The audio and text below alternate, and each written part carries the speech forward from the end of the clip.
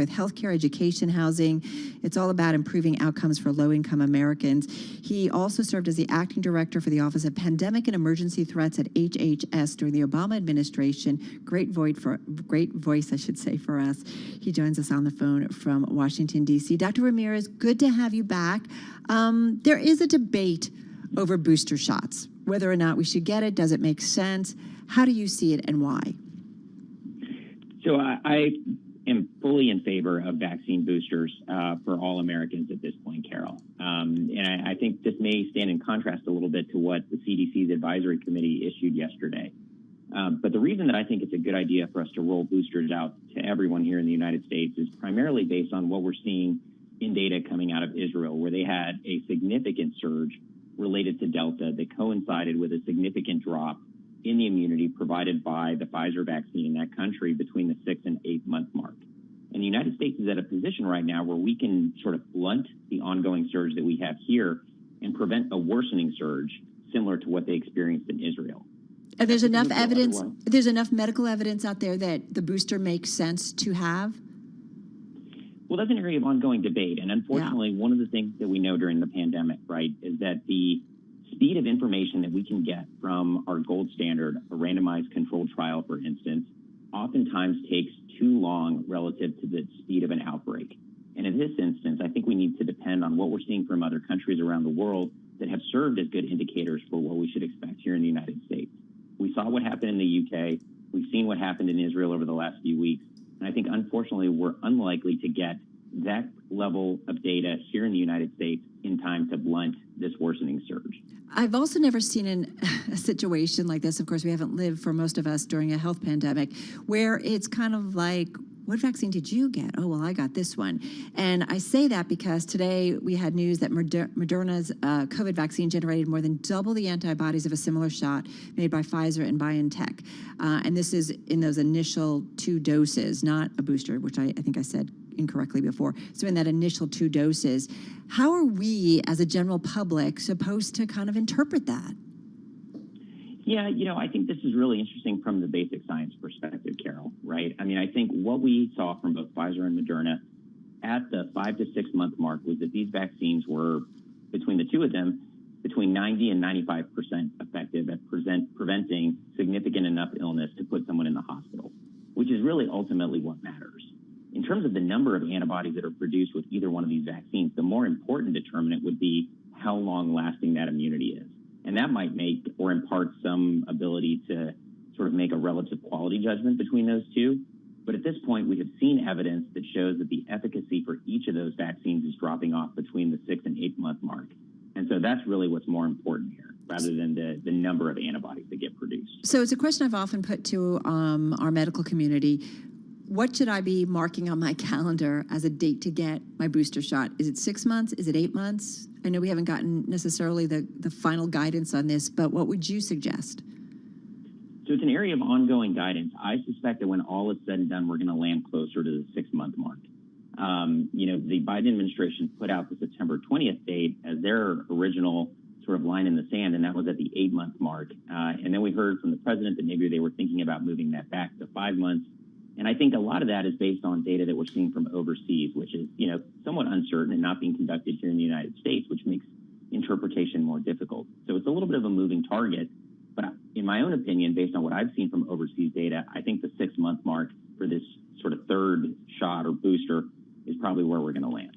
All right, going to leave it on that note. We really do always appreciate your time. Dr. Mario Ramirez, Managing Director of Opportunity Labs, as I mentioned too, he was a former acting director at the Office of Pandemic and Emergency Threats. That was during the Obama administration. All right, do want to get a check on world and national news. Once again, here is Nancy Lyons in D.C. Hey, Nance. Hey, Carol, President Biden will be speaking about Afghanistan in just a few minutes. Bloomberg political contributor Jeannie Sheehan Zaino outlines what we should expect to hear from this speech. He is going to thank the people in the military for their 20 years of service. He is going to remember those whose lives were lost. And he is going to tell the American public what we are going to do going forward. What is our mission? How are we going to help evacuate those 200 or so Americans that remain that want to get out? Sheehan Zaino says Biden has a high bar today and needs to control the spin in the midst of the criticisms about the way the withdrawal was handled. We will be carrying the president's remarks. That'll be right here on Bloomberg Radio. It's scheduled for 2:45 Wall Street time. Two key vaccine officials are preparing to step down at the Food and Drug Administration as the agency gets ready to look into COVID-19 boosters. We get more on that from Bloomberg's Nathan Hager. Marion Gruber is head of the FDA's Office of Vaccines Research and Review, and Philip Krause is deputy director of its Center for Biologics Evaluation and Research. According to an email to FDA staff seen by Bloomberg, Gruber plans to retire on October 31st, while Krause will be leaving the following month. In a statement, an FDA spokesperson says they're confident in staffers' expertise and ability to continue critical public health work, including evaluating COVID-19 vaccines. In Washington, I'm Nathan Hager, Bloomberg Radio. As COVID cases rise, Procter & Gamble says the demand for toilet paper is back up. Dow Jones reports the company is ramping up production lines and running factories 24 hours a day. Global news 24 hours a day, on air and on Bloomberg Quick Take, powered by more than 2,700 journalists and analysts in more than 120 countries. I'm Nancy Lyons. Now back to you, Carol. All right, Nancy, really appreciate that update. And keep in mind that we are expected to get an update, some comments from President Biden on the withdrawal of U.S. troops completely from Afghanistan. He is expected to speak at any moment, and we'll take you there live.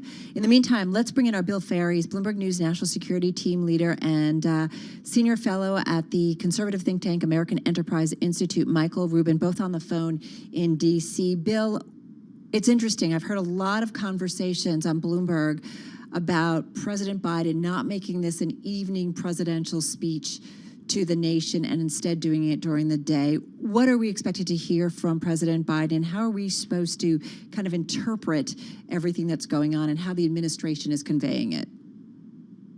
Well, I think President Biden wants to address the nation for the first time since the withdrawal was confirmed yesterday by the Pentagon.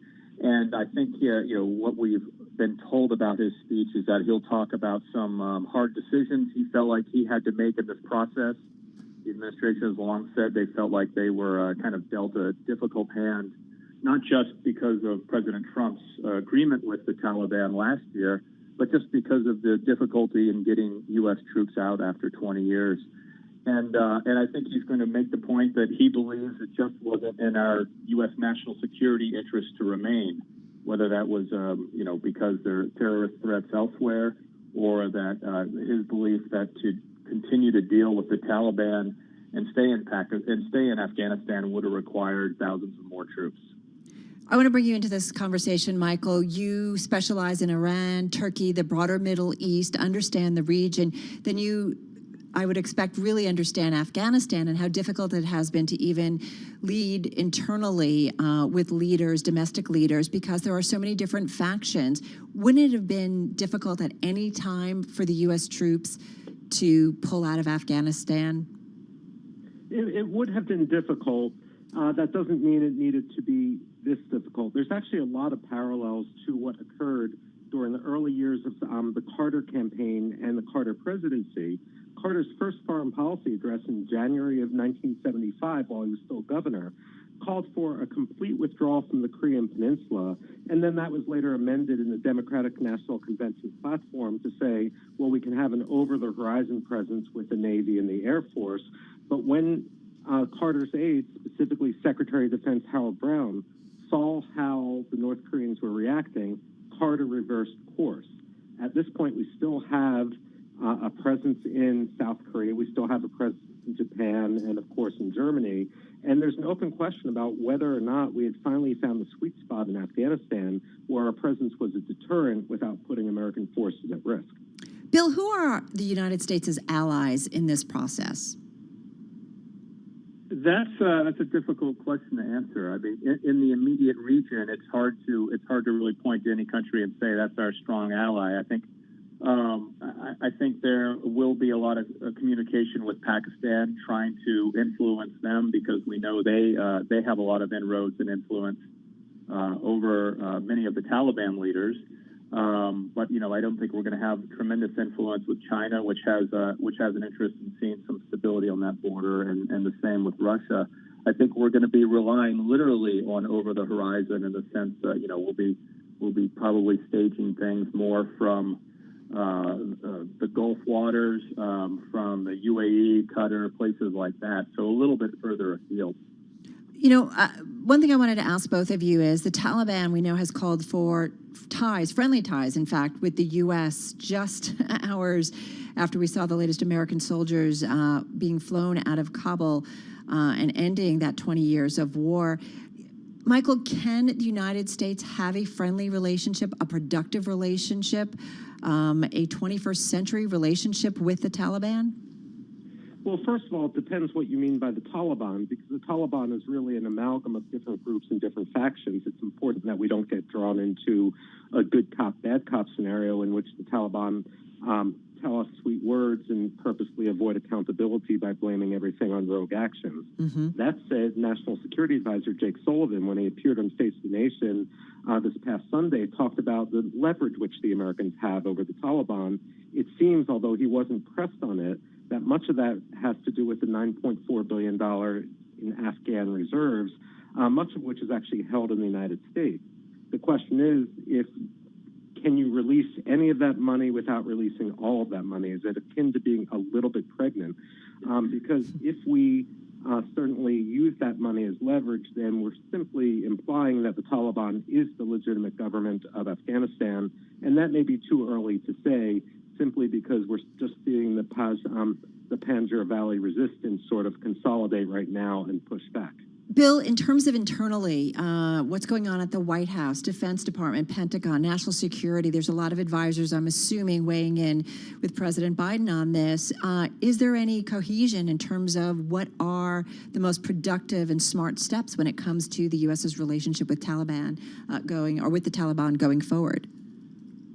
Well, I think the Biden administration is probably focused on two overarching things. One would be how they try to get some of these remaining Americans who were in touch with the embassy and expressed an interest in leaving out of the country. And, we know it's we believe it's somewhere between 100 and 200 people. So there's going to be a lot of questions about how the U.S.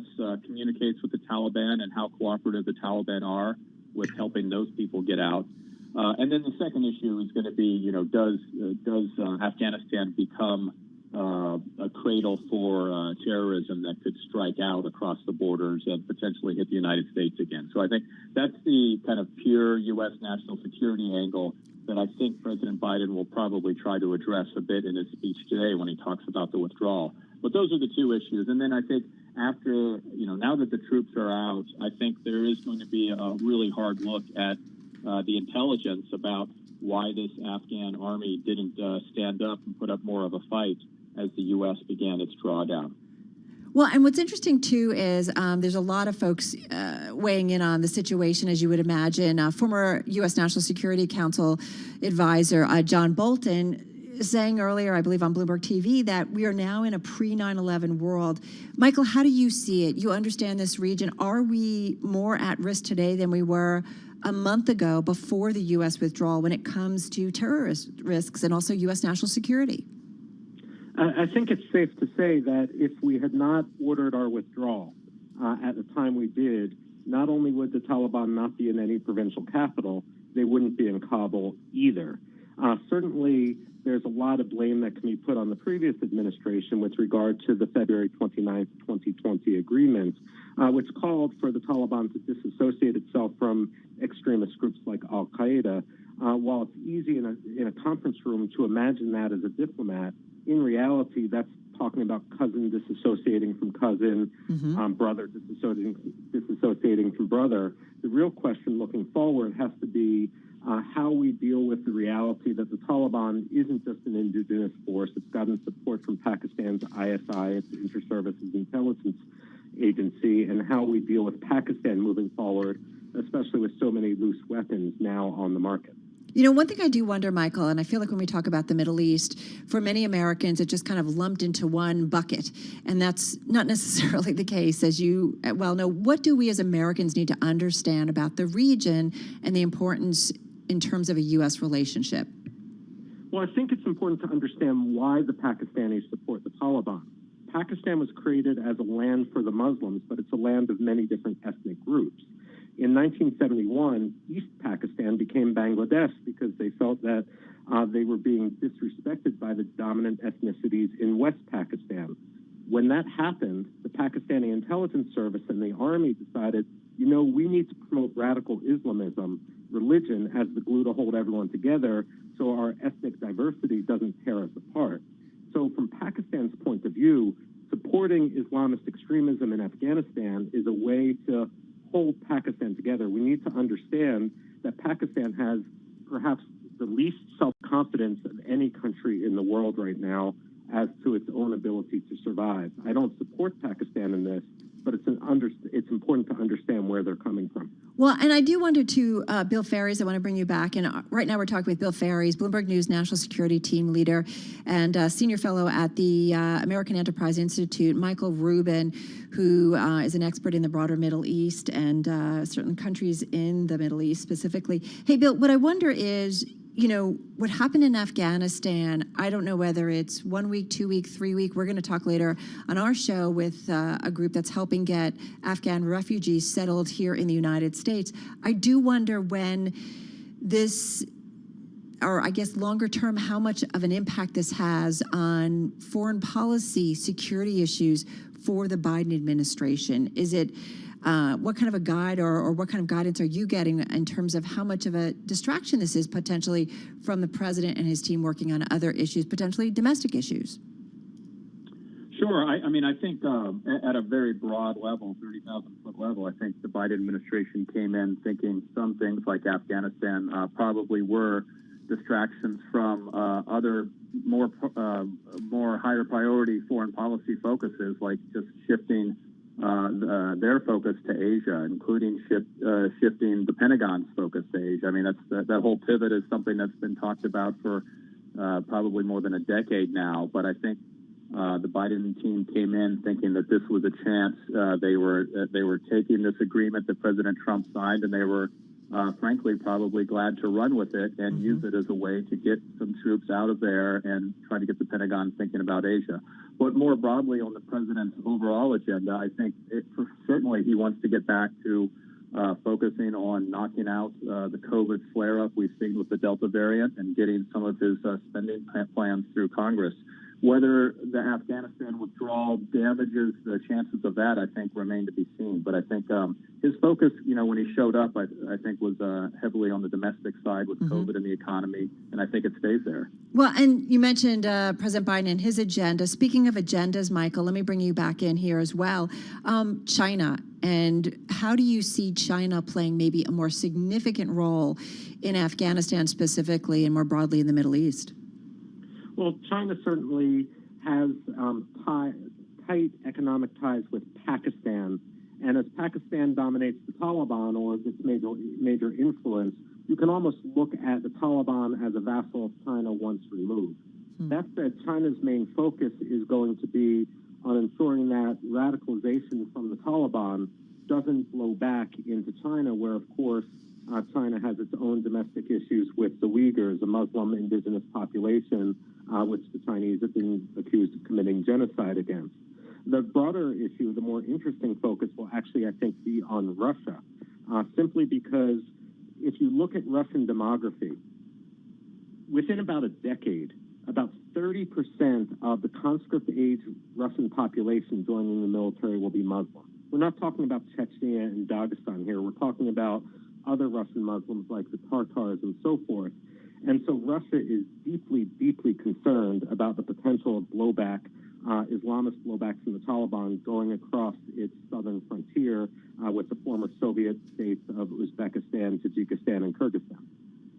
That is interesting. Hey, Bill, so come on in terms of what Michael just said and how the U.S. is looking. Okay, I brought up China, but also Russia in its role ongoing with this.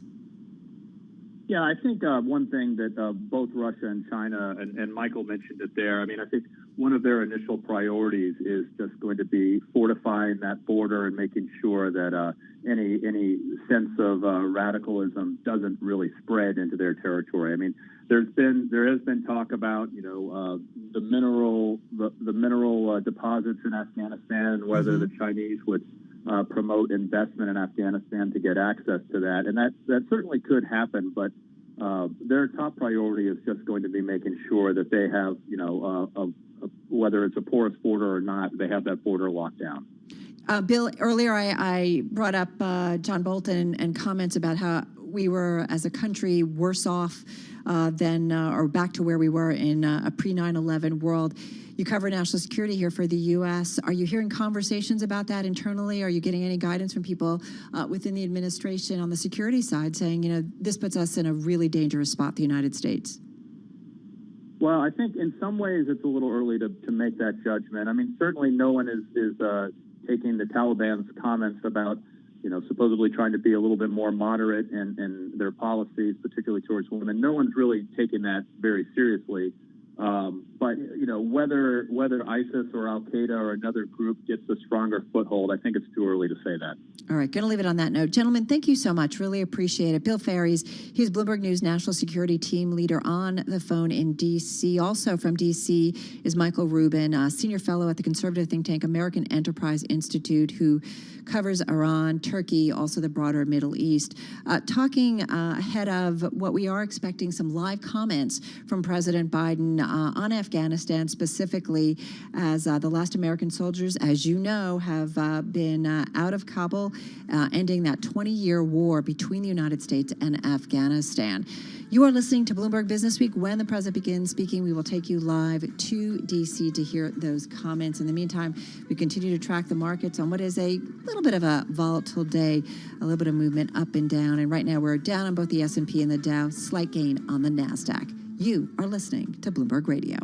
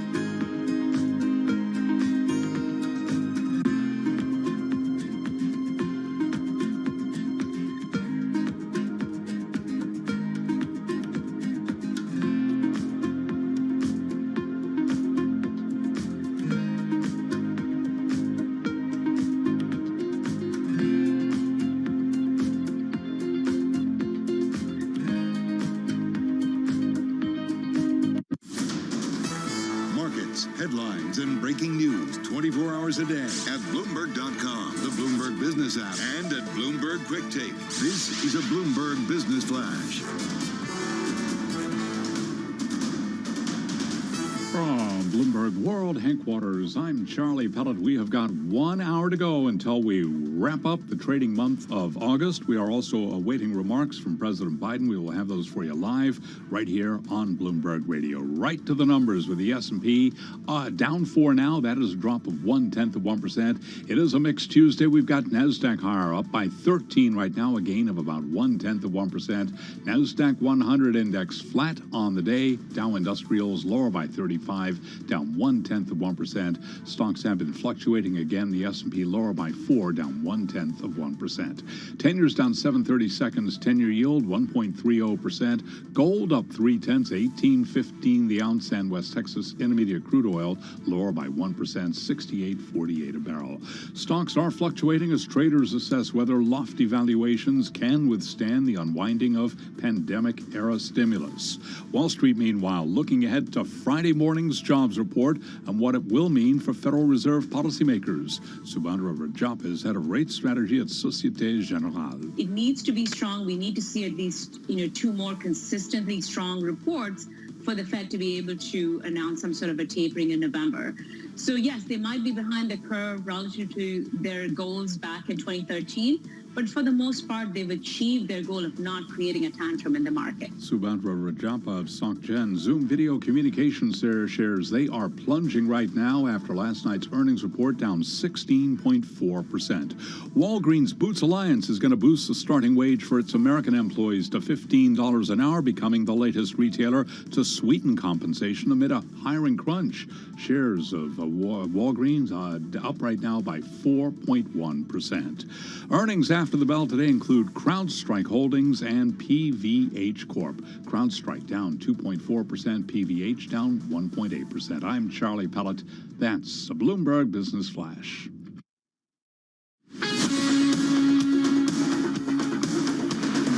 You're listening to Bloomberg Business Week with Carol Messer and Bloomberg Quick Takes Tim Stenovic on Bloomberg Radio.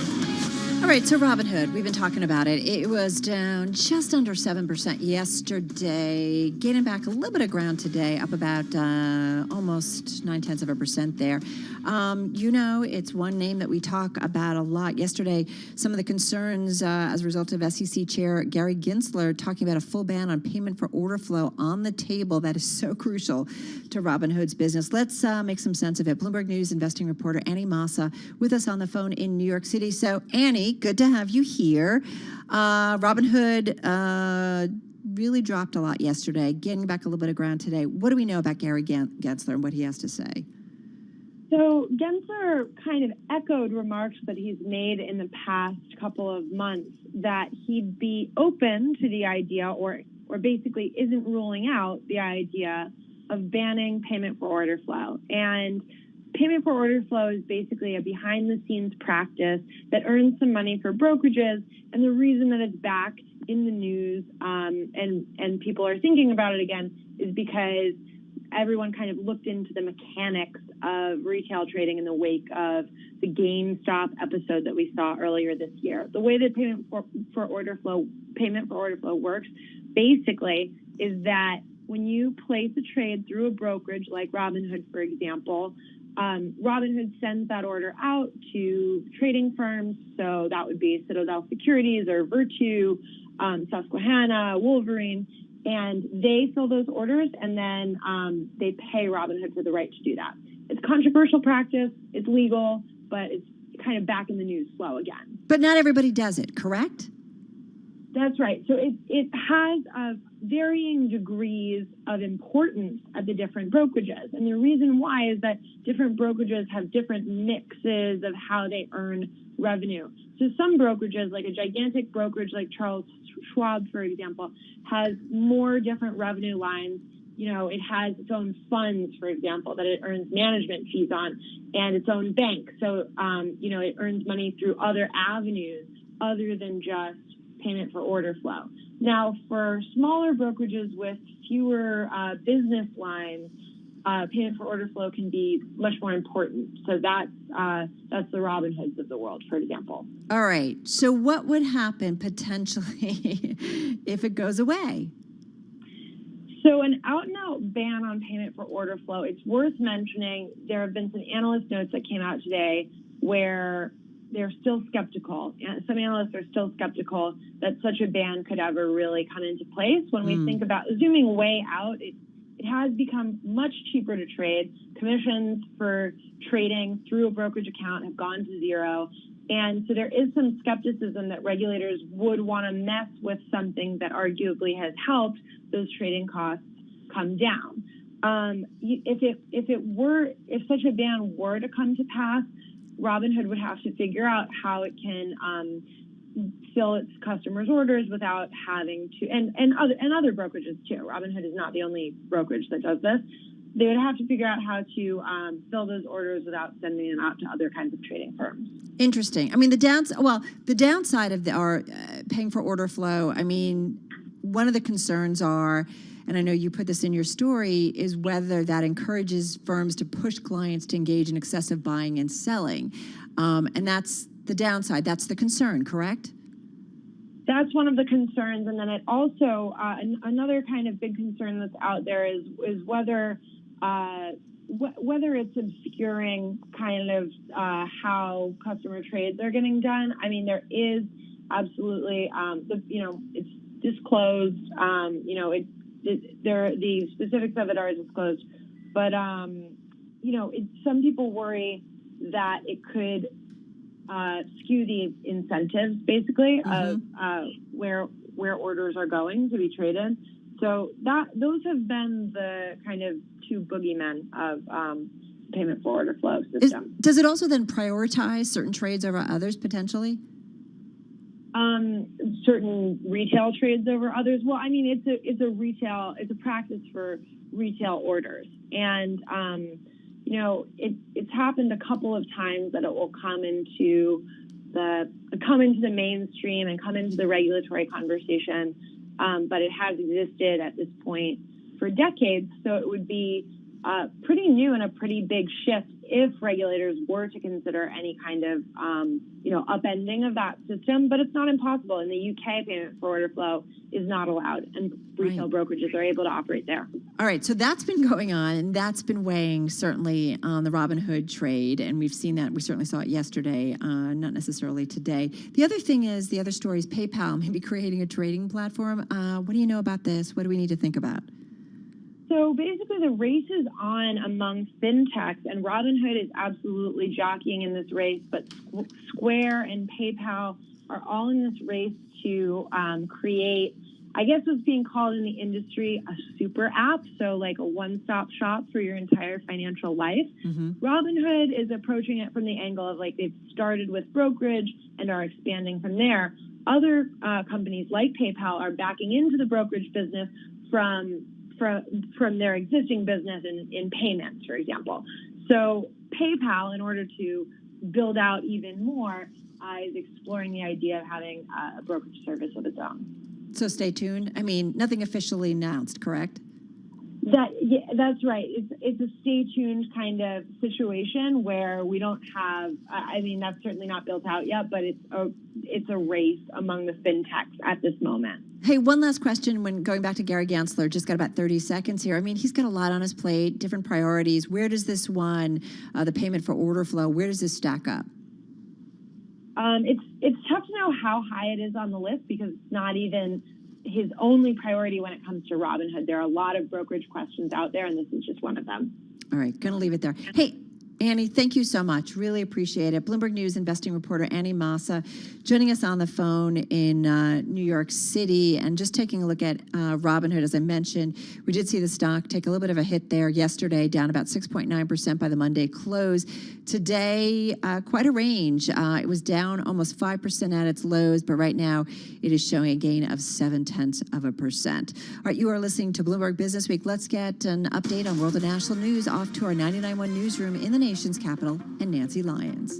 Thanks, Carol. We are waiting on President Biden to speak about the withdrawal from Afghanistan. There is plenty of criticism coming his way, including from former National Security Advisor John Bolton, who served in the Trump administration. We never should have left. I think that's the fundamental mistake. I think the exit itself was badly bungled, no question about that. But the mistake here goes back to the Trump administration negotiating with the Taliban, not negotiating with a terrorist group, not negotiating with the government. Bolton tells Bloomberg while the Taliban and ISIS-K may be enemies now, that could change. Jury selection is underway in San Jose, California, in the federal court trial of the one-time golden girl of Silicon Valley. 37-year-old Elizabeth Holmes is facing conspiracy and wire fraud charges after developing a machine that could run hundreds of lab tests with just one finger prick of blood, but those tests ended up being highly inaccurate. If convicted, she could see 20 years in federal prison. The Caldor fire in California is prompting evacuations from the area around Lake Tahoe on the California-Nevada border. Despite crews working the blaze for more than 2 weeks, it's only 19% contained. CAL FIRE's Ryan Lubin says they're devoting an enormous amount of resources to the fight. We have 25 helicopters, 73 hand crews, 77 dozers, 78 water tenders, and 329 fire engines. Lubin says nearly 700 structures have already been destroyed, with more than 18,000 at risk. Global news 24 hours a day, on air and on Bloomberg Quick Take, powered by more than 2,700 journalists and analysts in more than 120 countries. I'm Nancy Lyons. All right, Nance, thank you so much. You are listening to Bloomberg Business Week. Nancy mentioning Elizabeth Holmes of Theranos. We're going to dig a little bit deeper into her case in just a moment. In the meantime, we were just talking a little bit about Robinhood, another story, one of the more established firms out there, certainly in the financial world. Fidelity Investments. Charlie Pellett, come on in on this because they are looking to hire. Indeed, not just hire, but they've got the help wanted sign up big time. 9,000 new hires across the country by the end of the year. And also, this is not the first time that they've had such a big hire. The Boston-based company planned back in April, said it planned to add about 4,000 workers within 6 months. Fidelity on track to add roughly twice as many people this year as it did last year. Talk about either a booming economy, talk about what's happening with Wall Street. I mean, this makes a statement in so many different directions. Well, we were just talking about Robinhood, right? And we saw the rise of the retail investor in the last year and a half. People were home. There was a lot more retail trading that went on in the financial markets, and that's part of what's going on. Fidelity, they're going to be focused on client interactions and technology when it comes to those hirings. The company put this out in a statement. Combined, Charlie, with its plans from April to add about 4,000 workers within 6 months, Fidelity on track to add roughly twice as many people in 2021 as it did last year. That is a boom. That is an absolute boom. And you know, though, Carol Master, one of the great things I love about being in the office, because I would never figure this out via a Zoom call or a random phone call, but when you're in the office, you run into people. When we run into somebody like, we knock each other over. Give me that salad. I'm hungry. Which I don't mind. But when we talk to fellow coworkers, some of our securities industry reporters, I would love to ask them about, is this a boom time for the security industry or is it not? Because you've also got Morgan Stanley boosting junior banker pay. So clearly a lot of positives if you're in this industry. Well, one key takeaway from the pandemic, and we certainly saw it within the financial firms, I mean, there was a lot of activity going on and we saw, strong gains in terms of top and bottom line. So it definitely feels like a much more bullish story when it comes to the financial industry. Thanks, Charlie.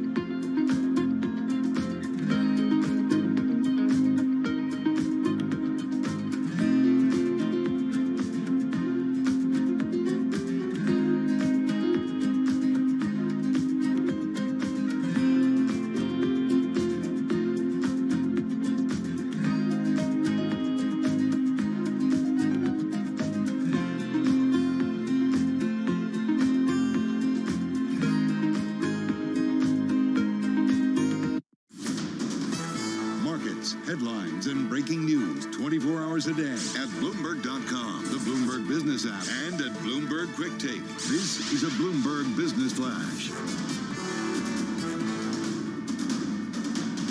From Bloomberg World Headquarters, I'm Charlie Pellet. We've got 42 minutes to go until the closing bell. 42 minutes until we wrap up the trading month of August, and then it is on to September. The Dow, the S&P, NASDAQ, all on the minus side. Choppy session today. Lots going on. Let's get right over to the first word breaking news desk for today's afternoon call. Here he is, Bill Maloney. And good afternoon, Charlie. That's right. Modest losses today for the main U.S. averages, with the Dow currently down 64 points. S&P's drop 8. NASDAQ is lower by 6. The U.S. 10-year yield at 1.31%. Gold is up 5, and transports fall 180 points. Among the main 11 S&P sectors, only telecom, real estate, and consumer discretionary were in the green. Materials and tech were under pressure. And leaders to the upside in the Dow, Walgreens and Boeing, while Nike and Dow Inc. led to the downside. In deal news, the Canadian National Voting Trust for the Kansas City Southern deal was denied by regulators. And in other news, Wells Fargo plunged 6% intraday after the company risks regulatory action over the pace of restitution. Wrapping things up, CrowdStrike reports after the bell. Live from the First Breaking News Desk, I'm Bill Maloney. Charlie. Okay, we thank you very much, Bill. And to hear live breaking news over your Bloomberg-type squawk, SQUAWK on your terminal. I'm Charlie Pellet. That is a Bloomberg Business Flash. All right, Charlie, thanks. Well, not sure if you've noticed with everything going on in our world, but jury selection underway in the trial of Elizabeth Holmes. Remember her, founder of the blood testing startup Theranos.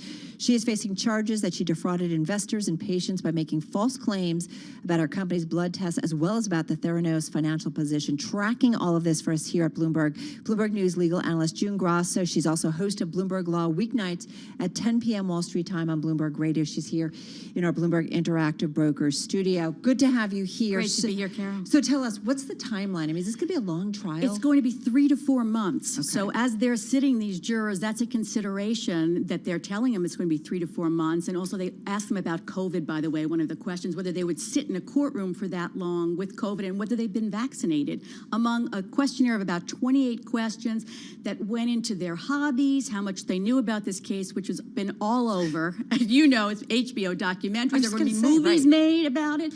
So they asked them that, and they also there was a question about whether they were venture capitalists, what their experience with venture capitalists was. So it's going to be interesting. Well, that's one of the things I want to get to. I mean, the trial's in Silicon Valley, right? I mean, so in terms of getting a jury that hasn't heard a lot of information about her and the company, is that going to be difficult? And is that something that maybe weighs in her favor, an argument that they can put out there? Well, so far, there were about 200 in the potential pool that filled out that jury questionnaire. And according to the lawyers, about half of them knew about the case.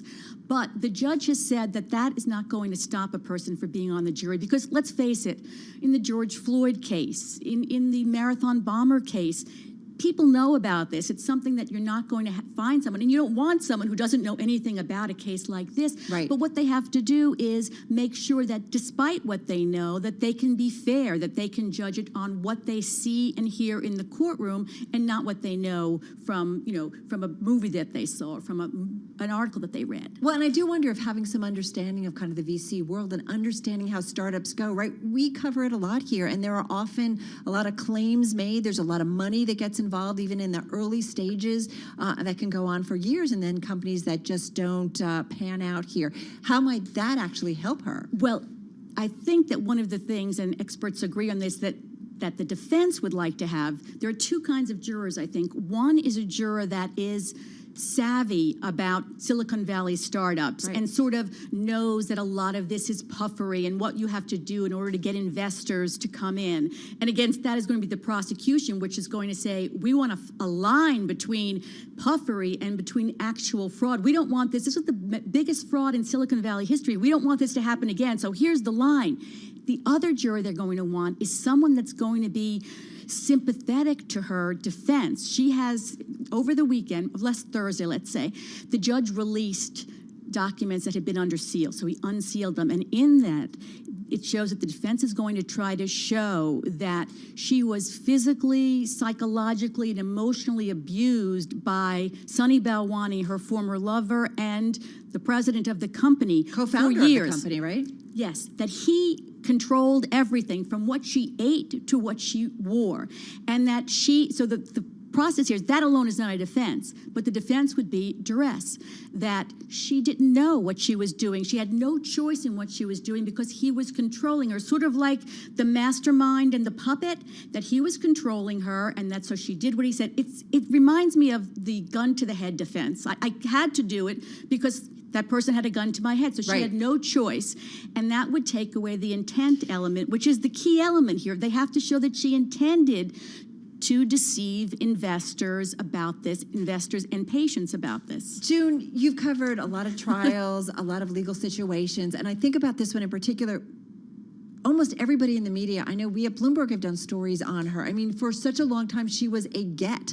Everybody wanted to have a conversation with her because she was really kind of upending a big part of the testing world in terms of how things are.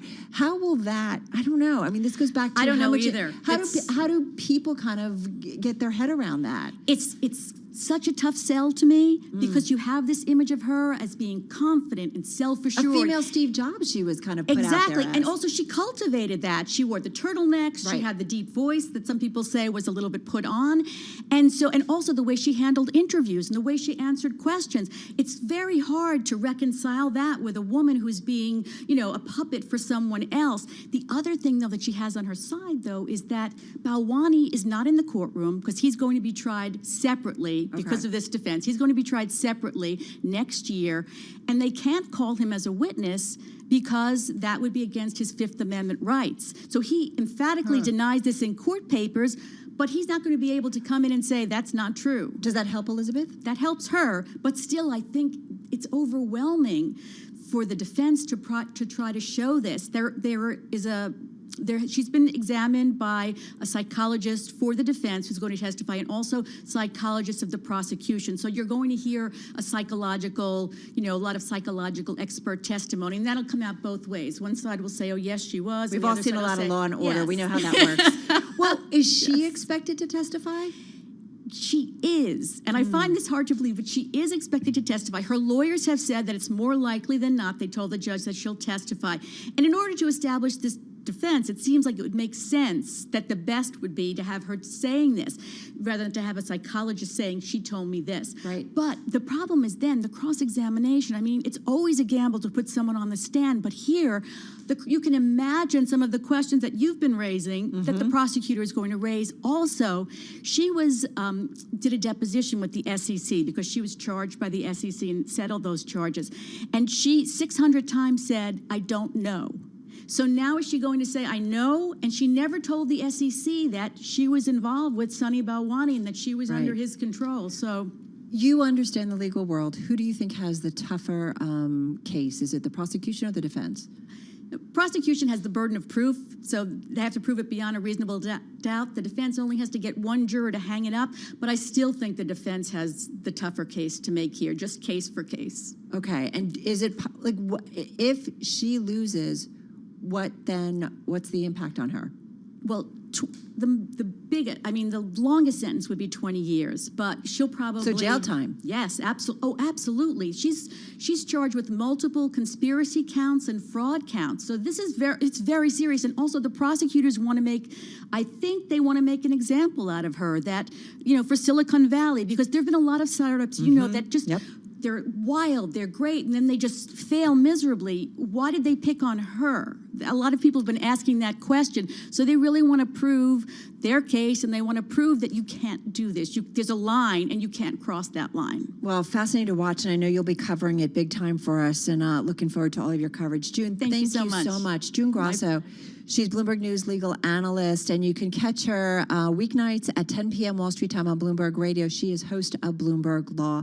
Just a reminder, we are awaiting some comments from President Biden, expected to make those comments from the White House and talk about specifically American forces being out of Afghanistan. The last U.S. military plane, as you know, has left Afghanistan. An uncertain future, though, safe to say, under the Taliban looms for Afghanistan. President Joe Biden, in the meantime, facing criticism here at home for the chaotic withdrawal. We've done a lot of coverage of that here at Bloomberg. As for the Taliban, it has called for good ties with the United States after that 20-year conflict that killed tens of thousands of Afghans and about 2,400 Americans.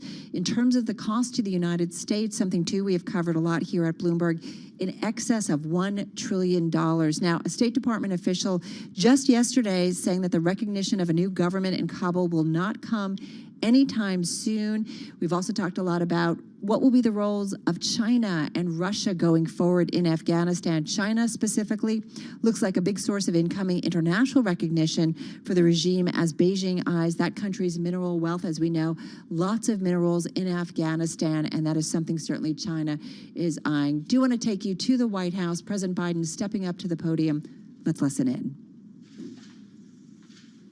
Last night in Kabul, the United States ended 20 years of war in Afghanistan, the longest war in American history. We completed one of the biggest airlifts in history, with more than 120,000 people evacuated to safety. That number is more than double what most experts thought were possible. No nation has ever done anything like it in all of history. Only the United States had the capacity and the will and ability to do it, and we did it today. The extraordinary success of this mission was due to the incredible skill, bravery, and selfless courage of the United States military and our diplomats and intelligence professionals. For weeks, they risked their lives to get American citizens, Afghans who helped us, citizens of our allies and partners and others on board planes and out of the country. And they did it facing a crush of enormous crowds seeking to leave the country. And they did it knowing ISIS-K terrorists, sworn enemies of the Taliban, were lurking in the midst of those crowds. And still, the women and men of the United States military, our diplomatic corps, and intelligence professionals did their job and did it well, risking their lives, not for professional gains, but to serve others, not in a mission of war, but in a mission of mercy.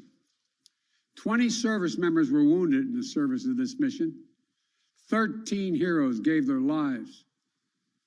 I was just at Dover Air Force Base for the dignified transfer. We owe them and their families a debt of gratitude we can never repay, but we should never, ever, ever forget. In April, I made a decision to end this war. As part of that decision, we set the date of August 31st for American troops to withdraw. The assumption was that more than 300,000 Afghan national security forces that we had trained over the past 2 decades and equipped would be a strong adversary in their civil wars with the Taliban. That assumption that the Afghan government would be able to hold on for a period of time beyond military drawdown turned out not to be accurate.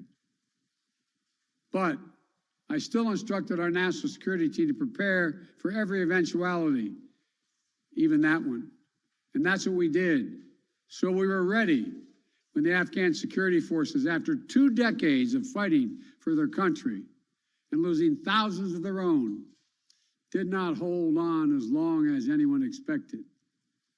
We were ready when they and the people of Afghanistan watched their own government collapse and their president flee amid the corruption and malfeasance, handing over the country to their enemy, the Taliban, and significantly increasing the risk to U.S. personnel and our allies.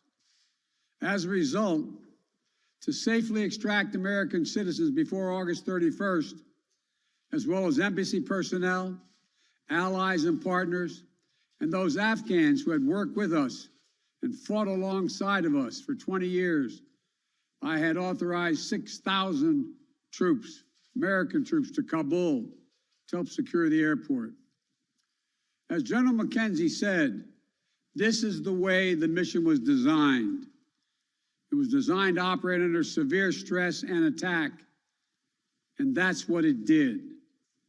Since March, we reached out 19 times to Americans in Afghanistan with multiple warnings and offers to help them leave Afghanistan, all the way back as far as March. After we started the evacuation 17 days ago, we did initial outreach and analysis and identified around 5,000 Americans who had decided earlier to stay in Afghanistan, but now wanted to leave. Our Operation Allied Rescue ended up getting more than 5,500 Americans out.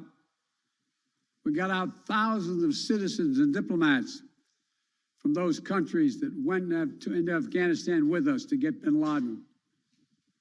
We got out locally employed staff of the United States Embassy and their families, totaling roughly 2,500 people. We got thousands of Afghan translators and interpreters and others who supported the United States out as well. Now we believe that about 100 to 200 Americans remain in Afghanistan with some intention to leave. Most of those who remain are dual citizens, longtime residents who had earlier decided to stay because of their family roots in Afghanistan. The bottom line, 90% of Americans in Afghanistan who wanted to leave were able to leave. And for those remaining Americans, there is no deadline. We remain committed to get them out if they want to come out. Secretary of State Blinken is leading the continued diplomatic efforts to ensure safe passage for any American, Afghan partner, or foreign national who wants to leave Afghanistan. In fact, just yesterday, the United Nations Security Council passed a resolution that sent a clear message about what the international community expects the Taliban to deliver on moving forward, notably freedom of travel, freedom to leave. And together, we are joined by over 100 countries that are determined to make sure the Taliban upholds those commitments. It will include ongoing efforts in Afghanistan to reopen the airport, as well as overland routes, allowing for continued departure to those who want to leave and deliver humanitarian assistance to the people of Afghanistan.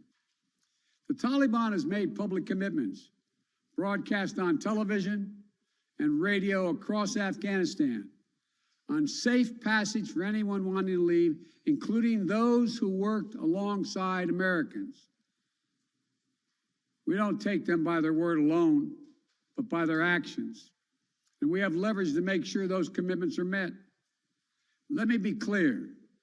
Leaving August the 31st is not due to an arbitrary deadline. It was designed to save American lives. My predecessor, the former president, signed an agreement with the Taliban to remove U.S. troops by May the 1st, just months after I was inaugurated. It included no requirement that the Taliban work out a cooperative government arrangement with the Afghan government.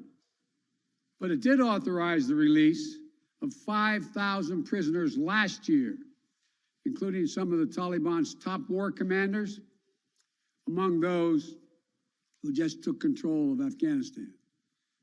And by the time I came to office, the Taliban was in its strongest military position since 2001, controlling or contesting nearly half of the country. The previous administration's agreement said that if we stuck to the May 1st deadline that they had signed on to leave by, the Taliban wouldn't attack any American forces. But if we stayed, all bets were off. So we were left with a simple decision. Either follow through on the commitment made by the last administration and leave Afghanistan, or say we weren't leaving and commit another tens of thousands more troops going back to war. That was the choice, the real choice, between leaving are escalating. I was not going to extend this forever war, and I was not extending a forever exit.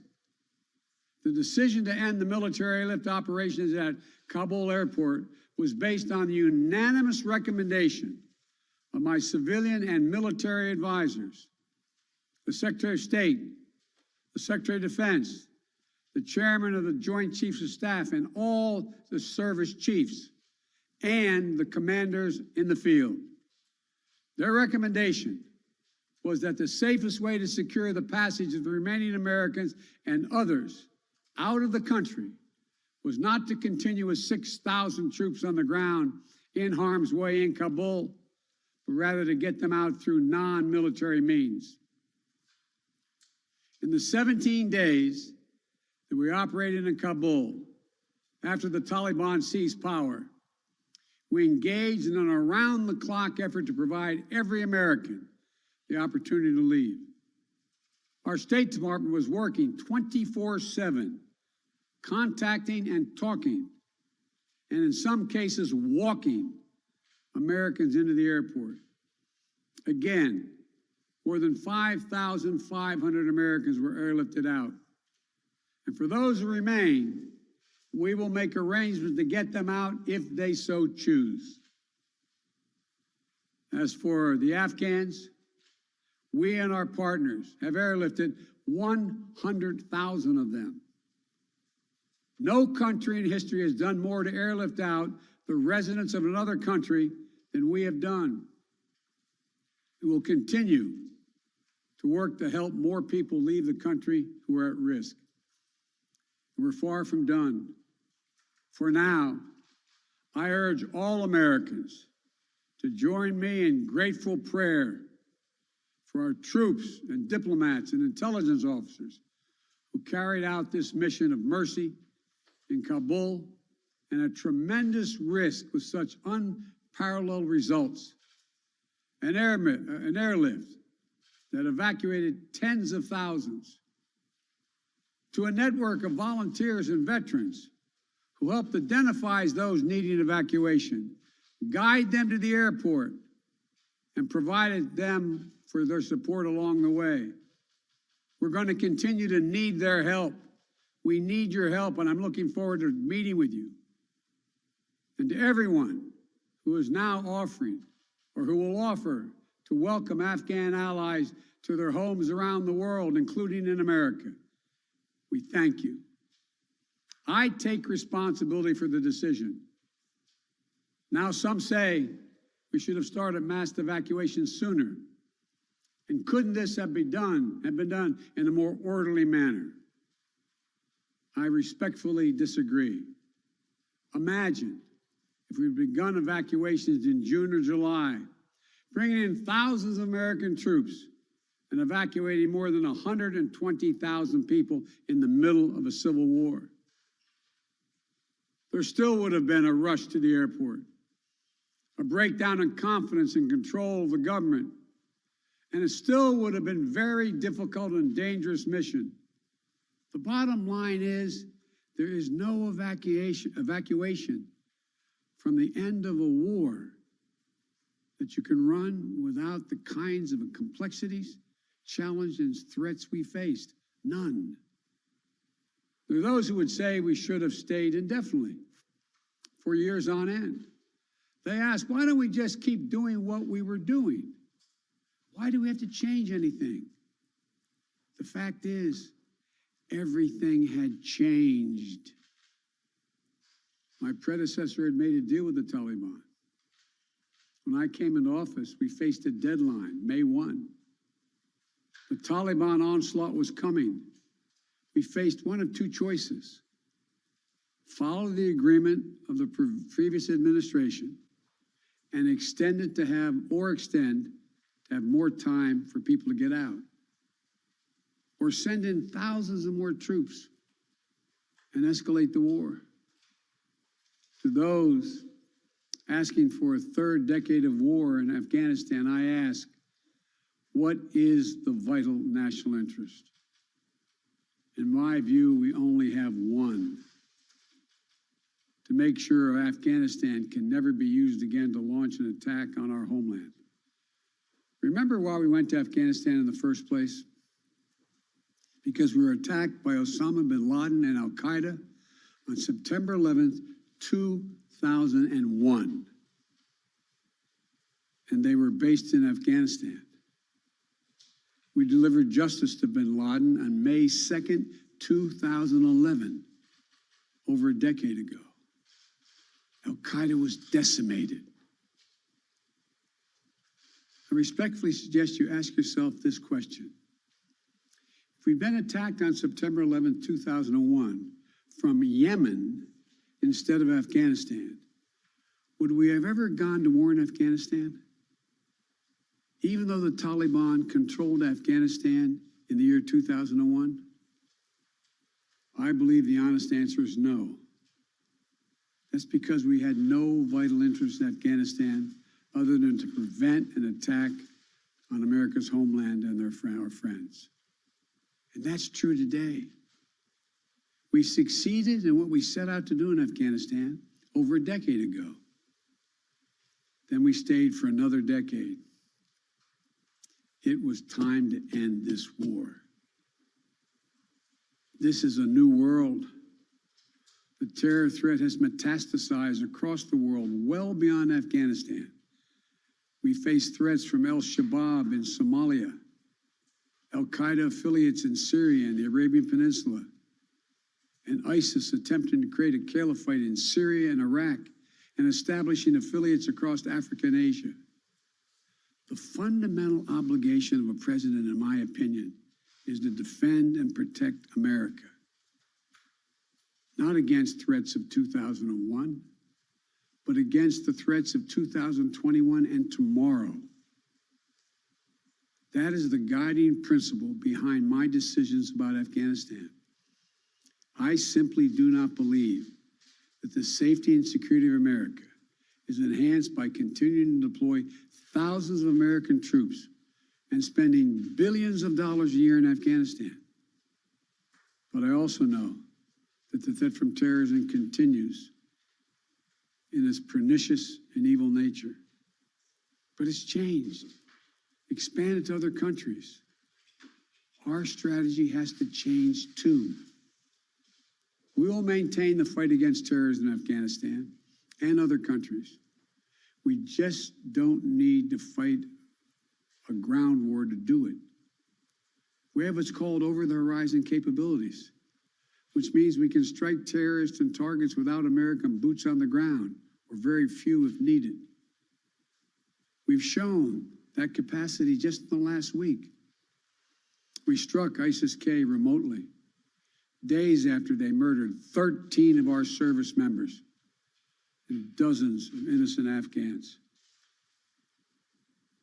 And to ISIS-K, we are not done with you yet. As Commander-in-Chief, I firmly believe the best path to guard our safety and our security lies in a tough, unforgiving, targeted, precise strategy that goes after terror where it is today, not where it was 2 decades ago. That's what's in our national interest. And here's a critical thing to understand. The world is changing. We're engaged in a serious competition with China. We're dealing with the challenges on multiple fronts with Russia. We're confronted with cyber attacks and nuclear proliferation. We have to shore up America's competitiveness to meet these new challenges in the competition for the 21st century. And we can do both. Fight terrorism and take on new threats that are here now and will continue to be here in the future. And there's nothing China or Russia would rather have, would want more in this competition in the United States to be bogged down another decade in Afghanistan. As we turn the page on the foreign policy that has guided our nation the last 2 decades, we've got to learn from our mistakes. To me, there are 2 that are paramount. First, we must set missions with clear, achievable goals, not ones we'll never reach. And second, we must stay clearly focused on the fundamental national security interest of the United States of America. This decision about Afghanistan is not just about Afghanistan. It's about ending an era of major military operations to remake other countries. We saw a mission of counterterrorism in Afghanistan, getting the terrorists and stopping attacks, morph into a counterinsurgency, nation building, trying to create a democratic, cohesive, and united Afghanistan, something that has never been done over many centuries of Afghan's history. Moving on from that mindset, and those kind of large-scale troop deployments will make us stronger and more effective and safer at home. And for anyone who gets the wrong idea, let me say it clearly. To those who wish America harm, to those who engage in terrorism against us or our allies, know this: the United States will never rest. We will not forgive. We will not forget. We will hunt you down to the ends of the earth, and you will pay the ultimate price. And let me be clear. We'll continue to support the Afghan people through diplomacy, international influence, and humanitarian aid. We'll continue to push for regional diplomacy engagement to prevent violence and instability. We'll continue to speak out for the basic rights of the Afghan people, especially women and girls, as we speak out for women and girls all around the globe. And I've been clear that human rights will be the center of our foreign policy. But the way to do that is not through endless military deployments, but through diplomacy, economic tools, and rallying the rest of the world for support. My fellow Americans, the war in Afghanistan is now over. I'm the fourth president who has faced the issue of whether and when to end this war. When I was running for president, I made a commitment to the American people that I would end this war. And today, I've honored that commitment. It was time to be honest with the American people again. We no longer had a clear purpose in an open-ended mission in Afghanistan. After 20 years of war in Afghanistan, I refused to send another generation of America's sons and daughters to fight a war that should have ended long ago. After more than $2 trillion spent in Afghanistan, the cost that researchers at Brown University estimated would be over $300 million a day for 20 years in Afghanistan, for 2 decades. Yes, the American people should hear this: $300 million a day for 2 decades. You take the number of 1 trillion, as many say, that's still $150 million a day for 2 decades. What have we lost as a consequence in terms of opportunities? I refuse to continue a war that was no longer in the service of the vital national interest of our people. And most of all, after 800,000 Americans serving in Afghanistan, I've traveled that whole country, brave and honorable service. After 20,744 American servicemen and women injured, and the loss of 2,461 American personnel, including 13 lives lost just this week, I refuse to open another decade of warfare in Afghanistan. We've been a nation too long at war. If you're 20 years old today, you've never known an America at peace. So when I hear that we could have, should have, continued the so-called low-grade effort in Afghanistan at low risk to our service members, at low cost, I don't think enough people understand how much we've asked of the 1% of this country who put that uniform on, willing to put their lives on the line in defense of our nation. Maybe it's because my deceased son, Bo, served in Iraq for a full year. Before that, well, maybe it's because of what I've seen over the years as senator, vice president, and president traveling these countries. A lot of our veterans and their families have gone through hell. Deployment after deployment, months and years away from their families, missed birthdays, anniversaries, empty chairs at holidays, financial struggles, divorces, loss of limbs, traumatic brain injury, post-traumatic stress. We see it in the struggles many have when they come home. We see it in the strain on their families and caregivers. We see it in the strain on their families when they're not there. We see it in the grief borne by their survivors. The cost of war they will carry with them their whole lives.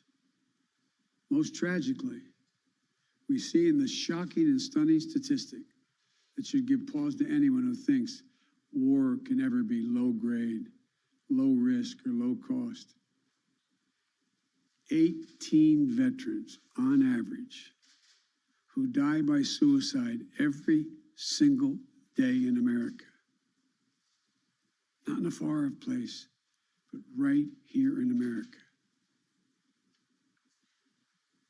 There's nothing low grade or low risk or low cost about any war. It's time to end the war in Afghanistan. As we close 20 years of war and strife and pain and sacrifice, it's time to look to the future, not the past. To a future that's safer, to a future that's more secure, to a future that honors those who served and all those who gave what President Lincoln called their last full measure of devotion. I give you my word with all of my heart. I believe this is the right decision, a wise decision, and the best decision for America. Thank you. Thank you, and may God bless you all, and may God protect our troops.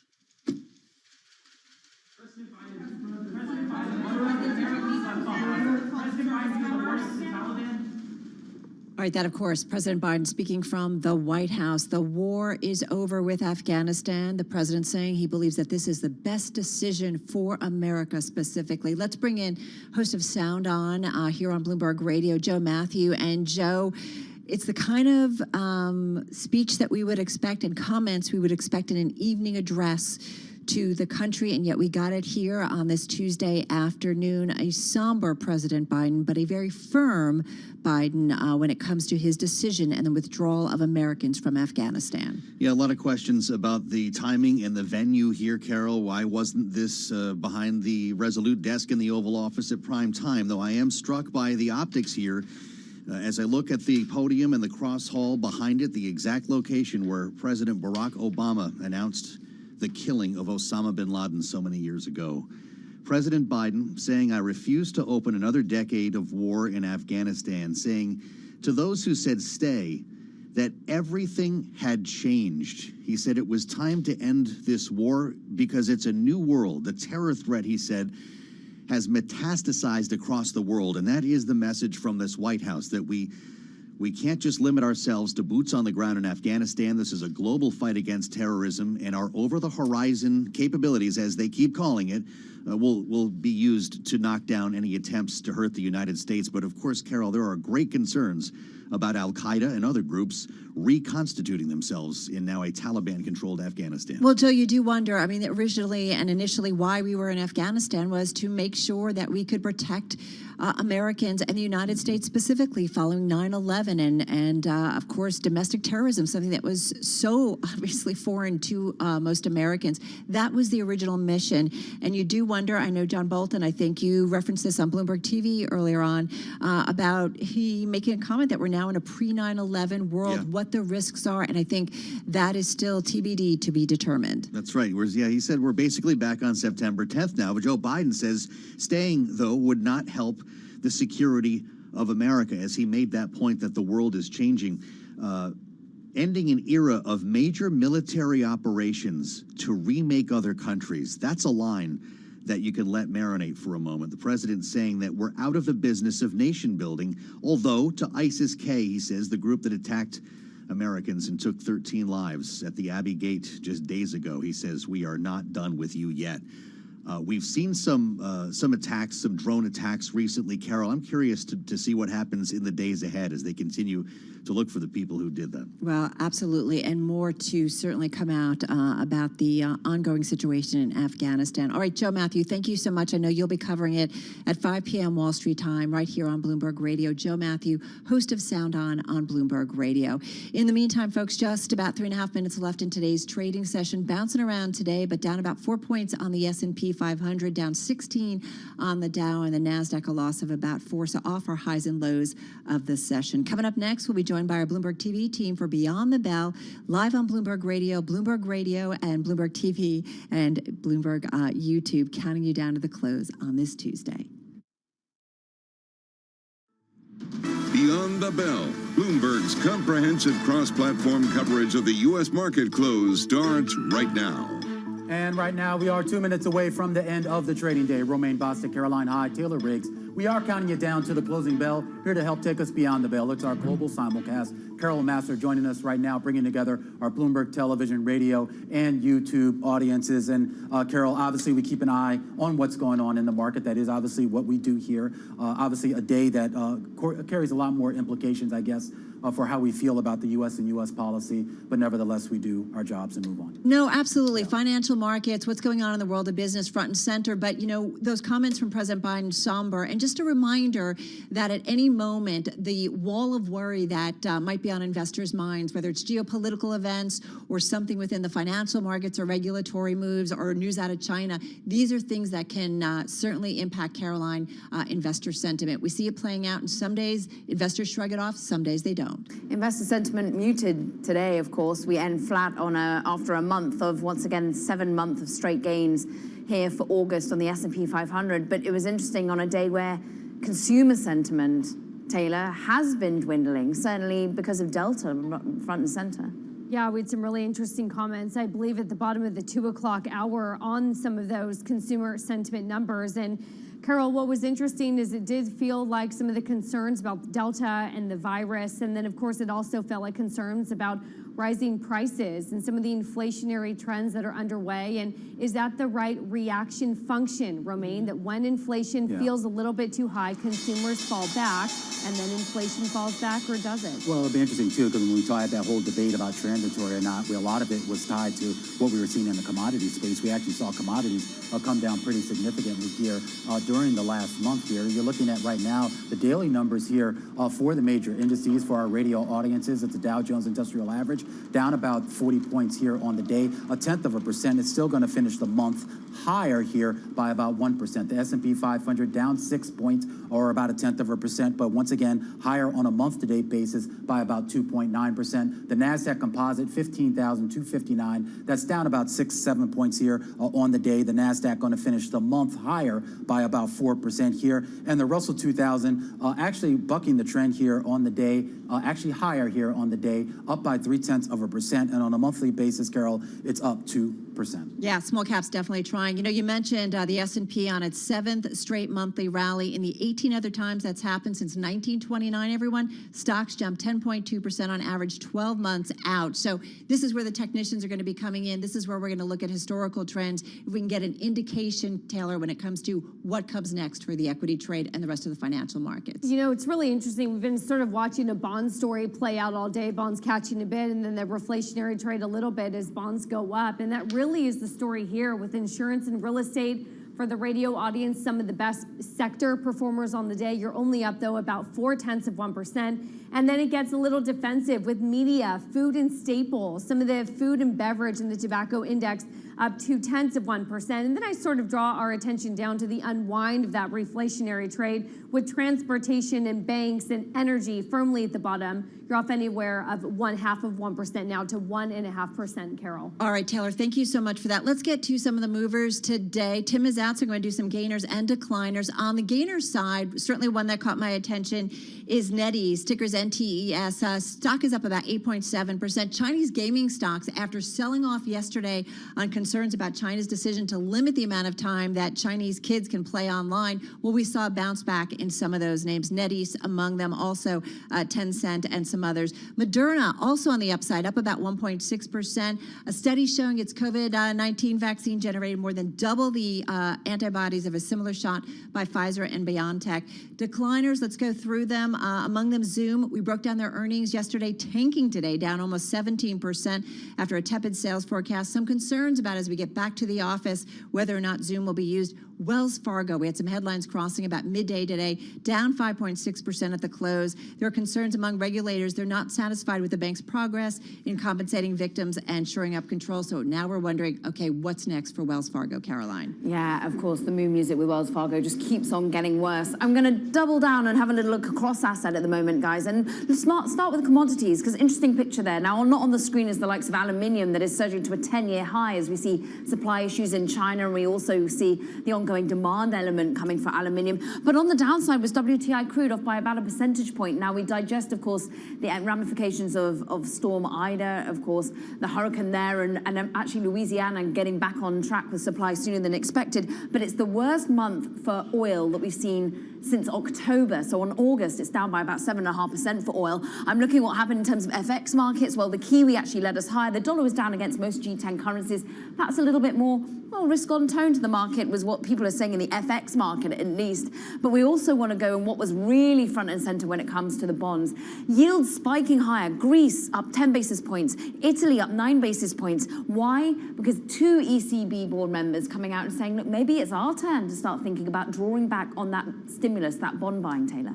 Yeah, you certainly saw similar echoes here, at least in the morning, Caroline. Bonds were really catching a bid. That's price higher, yield lower. We rethink the reflation trade, and then, of course, yields migrate higher as the day progresses. So you're back up above a 130 on the 10-year, and you're back above a 190 on the 30-year, something that we didn't see this morning as perhaps we figure out what a taper later this year potentially looks like for the markets. Carol, one thing we can say for the markets is some interesting data overnight from China, a slowing of that PMIs. We had Tom Orlick on really earlier as we think about an exporter of inflation. You're starting to see some weakness in China. Well, and aren't you guys all starting to wonder if we're going to see some divergence when it comes to a monetary policy, global monetary policy? We know from Jackson Hole that the U.S.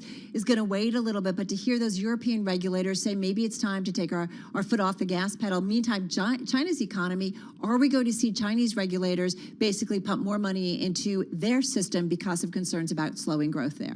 Yeah, I mean, it's a good point. I mean, we talk about the comments that we had, of course, out of Robert Holtzman. There was an interview, I believe, overnight here that we had with the former governor of the Reserve Bank of India, and he kind of talked about this idea that the Fed may actually be behind the curve, that it may think that it has the ability to sort of stamp inflation once it does finally appear here. But when you do this sort of newfangled inflation targeting here, it sort of puts you a little bit behind once it starts to arrive, and you just wonder if the Fed can be nimble enough, and if other central banks start to move without the Fed, where does that leave them? But again, as we spoke to Bill Dudley, of course, formerly of the Fed of New York, but now academic front and center and writer for Bloomberg Opinion yesterday, he's saying that the focus is jobs, of course. We all eye what's going to come up on Thursday, jobless claims, eye what comes up Wednesday, ADP, Friday, the non-farm payrolls, and that's kind of where the Fed has to be focusing right now. That's what's going to move the market.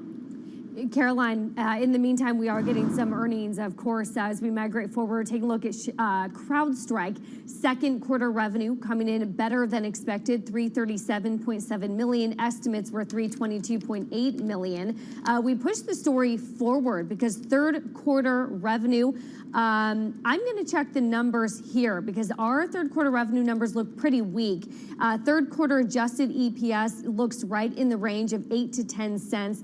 estimates were 8.7 cents. So we'll come back to some of that forward guidance, Carol, on the revenue numbers. What we will say is the full year adjusted EPS as well, looking better than expected, 43 to 49 versus previous estimates of 35 to 41. Right. So we are getting a full year guidance that is raised now for 2022. Watching that stock in the after hours, right now down about 3%, although tempering, it's moving up now. It's down to about 2.8%, bouncing around a little bit. Keep in mind, this is a stock that's been on a tear this year, up about 33%. So once again, we have high expectations going into an earnings reporting season for this one, and maybe that's why you're seeing a little bit of disappointment, down just shy of 3%, Caroline, and remain in the after hours. Yeah, and I mean, I don't know if we can, I don't know if you have another comment here on CrowdStrike, but I wanted to pivot back to the jobs data here because I mean, this is obviously going to be a big driver here for Jay Powell. He made that clear here that it's the employment part of the equation that's going to drive monetary policy here. As in his words, the inflation part of that equation seems to have already been met here. But when you look at some of the estimates for where job growth is going to be, it's really all over the map. And no one really seems to know. And we've seen this sort of inability to sort of pin down a hard number on job growth really for the past couple of months. But when it comes to how people feel about the jobs market, it was interesting that in that consumer sentiment data, yes, they're worried about data, they're worried about inflation, but actually jobs, that looks pretty bright spot in particular. They feel there is the opportunity, Carol, to go out there and get a role. Right, and we've talked a lot about job openings that have been out there. What's interesting is, the conversation has shifted a little bit about whether or not we are going to see the employment levels that we saw back pre-pandemic. Maybe not everybody's going to come back to the workforce, and that's why some question whether or not Jay Powell and company should be focusing on labor the way that they are. Yeah, Carol, that's interesting. We had a conversation about that with our guests earlier on surveillance. Some of the older workforce may not want to come back. How are you rethinking some of the traditional statistics that we usually talk about? Great conversation there. All right, guys, that's going to do it for our cross-platform coverage of the markets on this Tuesday on Bloomberg Radio, Bloomberg TV, and on YouTube. We'll catch you again tomorrow, same time, same place.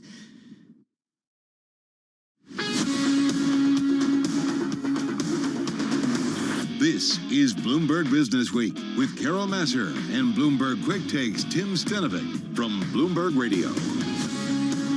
All right, you are listening to Bloomberg Business Week, walking you through the close on this Tuesday. Bloomberg Business Week, it is brought to you by SEI. Crises bring out the best in people.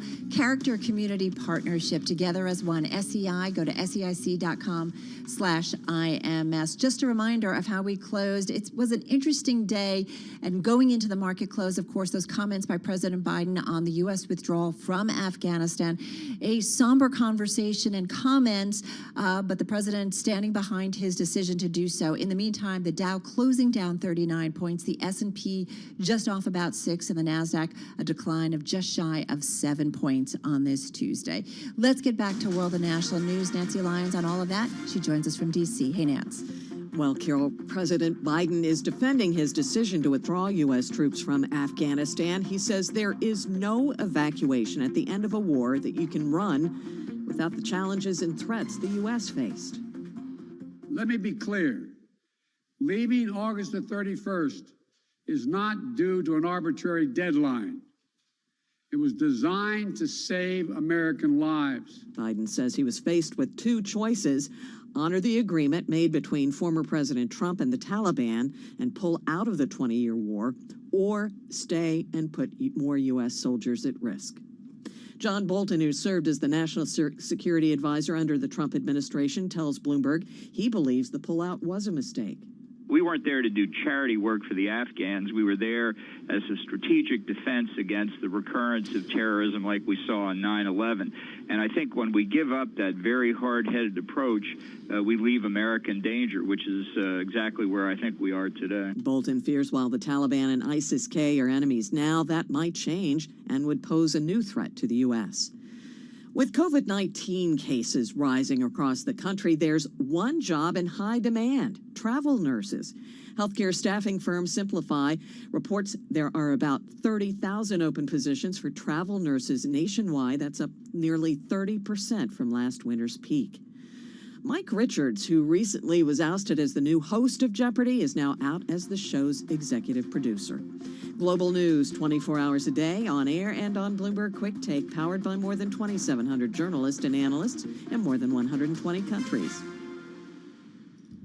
All right, Nance, thank you so much. You're listening to Bloomberg Business Week. Carol Masser in our Interactive Brokers studio. Joining me once again is Charlie Pellet. And Charlie, a great deep dive by our Danielle Moran and Janet Lauren of Bloomberg News. And it really takes a look at what's going on in colleges. It's a story that we've talked about, I would say, safe to say, over the last couple of years, about some colleges that are doing very well. We talk about massive endowments, no problem with, the number of kids who want to go there. And then there are other schools that are struggling. And this story says that even after billions in stimulus cash following the pandemic, cracks are forming in America's higher education system. And this story in particular takes a deep dive specifically into colleges and universities in Pennsylvania. Yeah, I tell you, though, Carol Masser, even though we've got the word college and tuition in the headline, this happens to be a bond story, believe it or not, because Pennsylvania's struggles are seen by bond investors as a sign of what's to come for colleges nationwide. Higher education institutions are being targeted by 3 injections of federal stimulus, but it's only staving off, according to our story, what is likely inevitable, and that is schools may have to shrink their staffing or combine with others as the number of graduating seniors nationwide starts to fall. But back to the education component, this is also a Pennsylvania-specific story. Well, exactly. And it talks about specific institutions. They talk about Philadelphia's 2-century-old pharmacy and healthcare school, the University of the Sciences.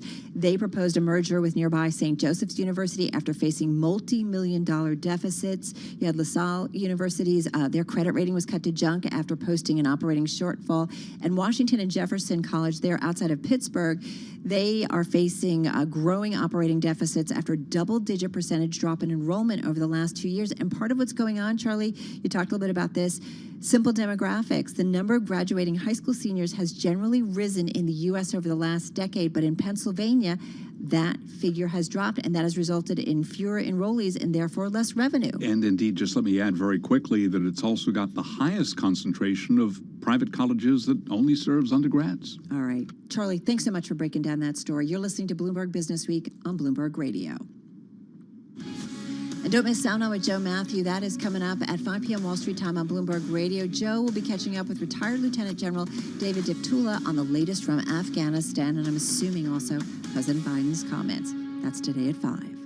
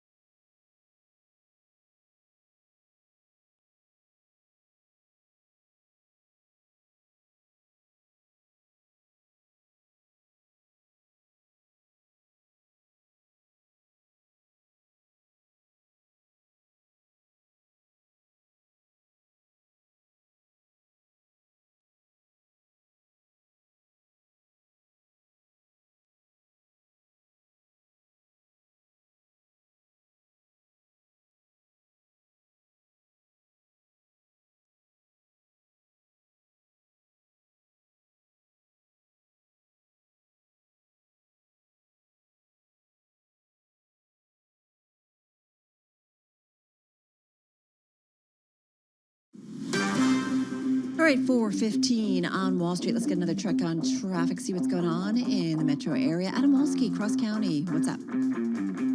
In Westchester, Carroll, we have an accident eastbound on the Cross County Parkway right before the Hutch. That's taking out 2 lanes. Very slow on the westbound side approaching the Sawmill. It's 30 minutes out of town via the Holland Tunnel, 20 minutes out at the Lincoln. And the inbound Holland Tunnel, about a 20-minute delay, especially coming over the Skyway. 10 minutes into the city at the Lincoln Tunnel, all approaches very slow to the New Jersey-bound George Washington Bridge. The northbound FDR Drive is slow from the 70s up to the Triborough. More delays on the Harlem River Drive from the 140s on up. And in Brooklyn, that new construction on the BQE, both ways between Atlantic Avenue and the Brooklyn Bridge, just 2 lanes open in each direction. The Bloomberg 1130 3-day forecast, a flash flood watch will take effect at 2 o'clock tomorrow afternoon. Partly sunny today with a high 80 to 85. Scattered showers late tonight with a low near 70. Rain heavy at times, thunderstorms, downpours likely with a high 75. And on Thursday, the rain ending by midday and a high 75 to 80. This update sponsored by Mattress Firm. Get a king bed for a queen price at Mattress Firm and save up to $500 on top-rated brands like Sealy and Sleep Ease. With the best ride in and out of the city, I'm Adam Walski, Bloomberg 1130. Markets, headlines, and breaking news 24 hours a day at Bloomberg.com, the Bloomberg Business app, and at Bloomberg Quick Take. This is a Bloomberg Business Flash. From Bloomberg World Headquarters, I'm Charlie Pellet. It is on to the trading month of September. U.S. equities notched their 7th straight monthly advance. That is the longest winning streak since January of 2018. Today, however, a down day. Stock market euphoria abated in the final trading session of August as investors were assessing whether lofty valuations can withstand the unwinding of pandemic-era stimulus.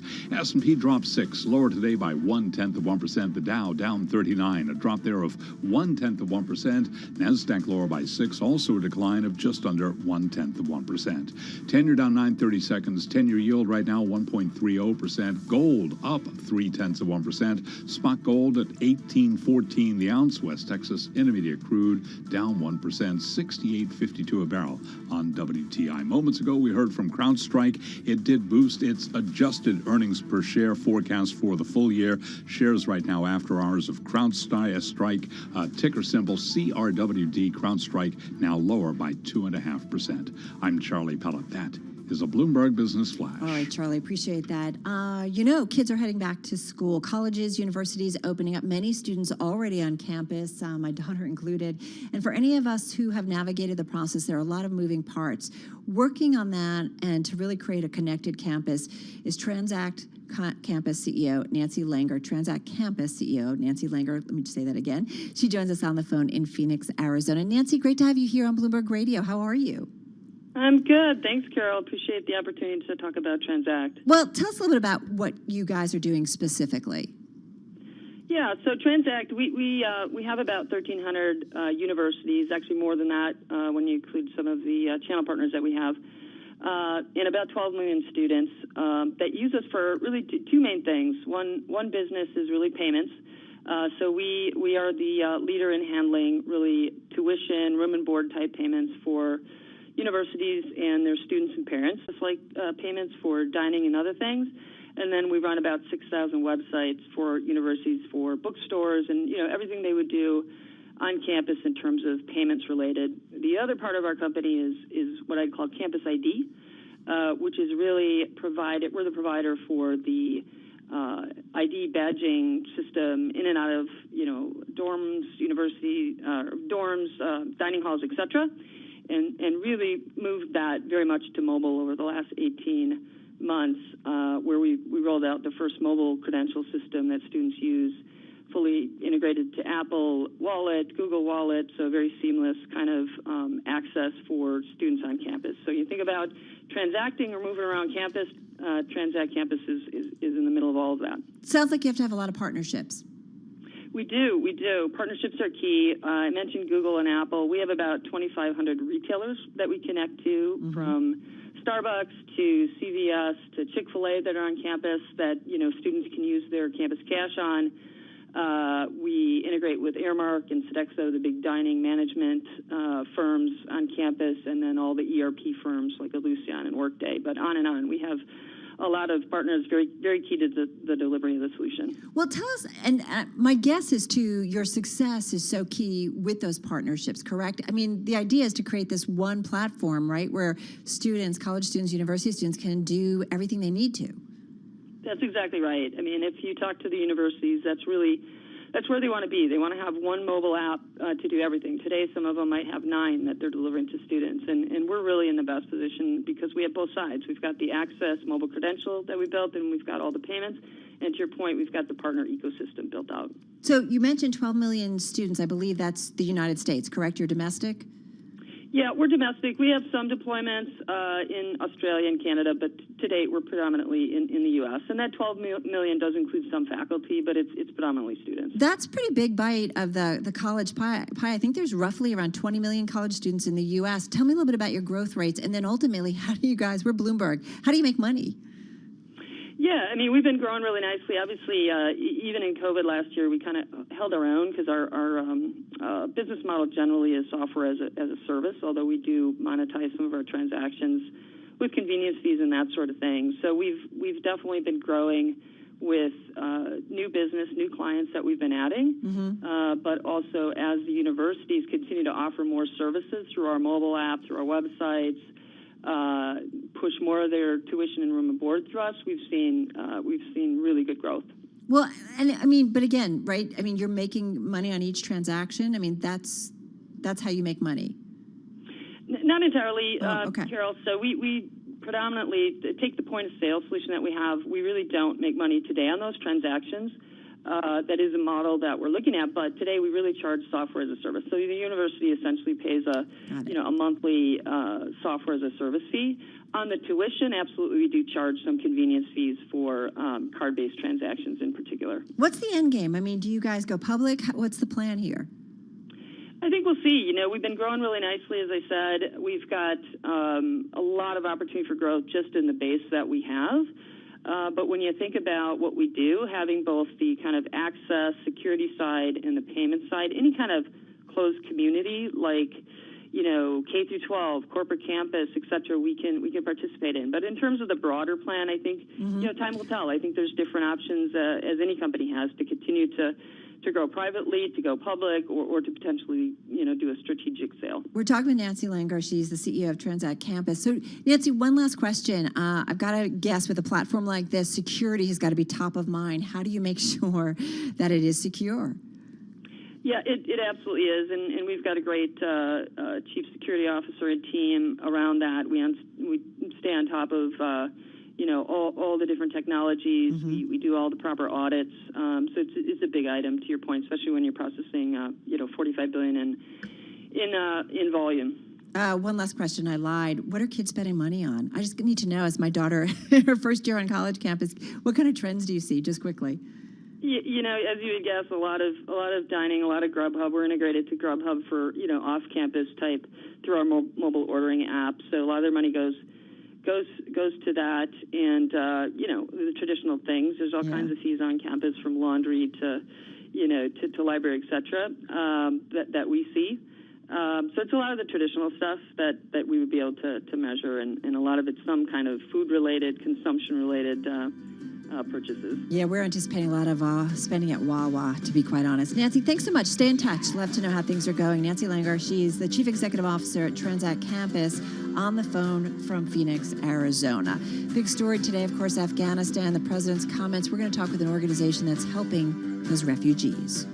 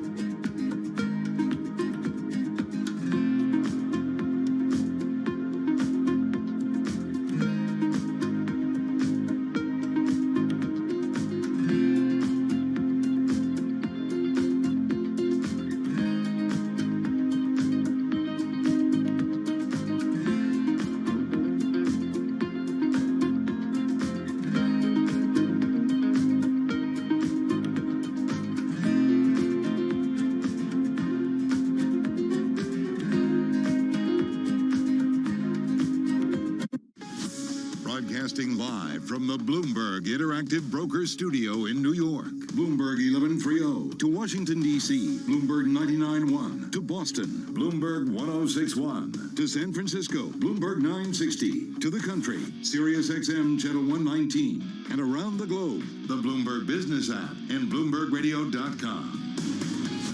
This is Bloomberg Business Week. You are listening to Bloomberg Business Week, and just about half an hour, 40 minutes ago, we of course heard from President Biden on the withdrawal of the U.S. from Afghanistan. Well, our next guest has been working to help those refugees that have been fleeing that country. So we're going to talk with the Senior Director of U.S. Emergencies at Save the Children. She will join us in just a moment. In the meantime, let's get back to your top business stories. A look at some of the news after the close. Here is Charlie Pellet. Thank you very much, Carol Master. Let's begin with what happened today. The Dow, the S&P, NASDAQ, all declining today. Turned out to be a losing day, choppy session, but we have ended the trading month of August. It is on to September. Today's numbers. S&P down 6 points, ending the day at 45.22, a drop of about 0.1%. The Dow down 39, a drop also of 0.1%. NASDAQ lower by 6, a drop there of less than 0.1%. The stock market euphoria abated in the last trading day of August as investors assessed whether lofty valuations can withstand the unwinding of pandemic-era stimulus. However, for the month, the S&P 500 index did advance, and that was the 7th monthly gain, the longest winning streak since January of 2018. 10-year down 8.30 seconds, 10-year yield 1.30%. As for the economic backdrop and the outlook for the 10-year, Kathy Jones is Chief Fixed Income Strategist at Charles Schwab. We're looking at pretty strong job growth. We're looking, despite the Delta variant, the economy continues to run at a pretty healthy rate. And I don't think revisiting 112, 115 is very likely. And again, 10-year yield 1.30%. Gold up 0.3%, up 4.85 the ounce at 18.15. West Texas Intermediate crude down 1%, 68.54 a barrel on WTI. After earnings at this time yesterday, Zoom Video Communications plunging 16.7%. After the bell, we heard from CrowdStrike. It boosted its adjusted earnings per share forecast for the full year. Shares, however, down now by 3%. PVH Corp surging after hours, up by roughly 7%. That's the parent company of brands such as Van Heusen, Izod, Arrow, Warners, and Olga. Recapping stocks lower, S&P down 6, down 0.1%. I'm Charlie Pellet. That is a Bloomberg Business Flash. It's like going through your closet, Charlie Pellet. It's like going to the outlet mall, and I love it. I know you do. All right, Charlie, thank you. Really appreciate that.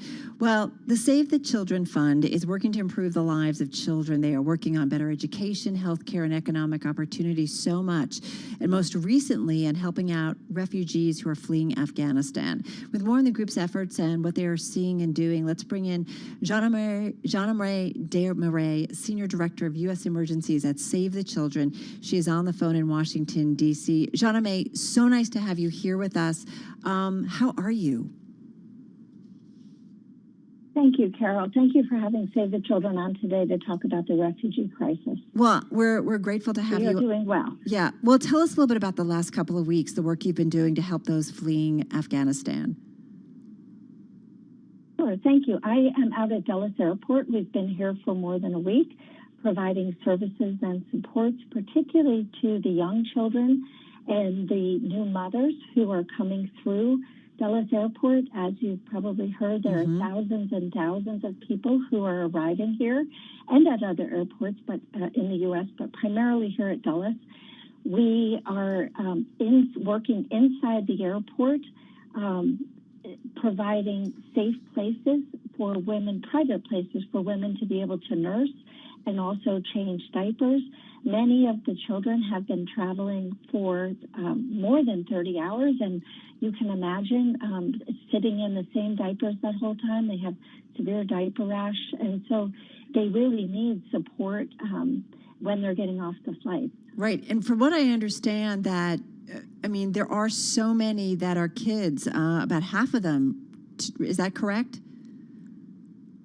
From what we've been seeing, absolutely. And many of them are young children, so very, very vulnerable children. The families have taken an incredibly long flight and been evacuated, as I'm sure people have seen on the news. It's about a 15-hour flight then to Dulles here in Virginia. Families then have to come into the airport. They're processed through Customs and Border Protection, which has been taking a number of hours. They then proceed upstairs where they're tested for COVID. And in that large lounge where all the families pass through, that's where we have our first mother and baby areas. For many families, when they get to that space, it's the first time they've been offered any food, water, relief in hours, many hours. So that's the first place we have programs. And then families are transferred by buses.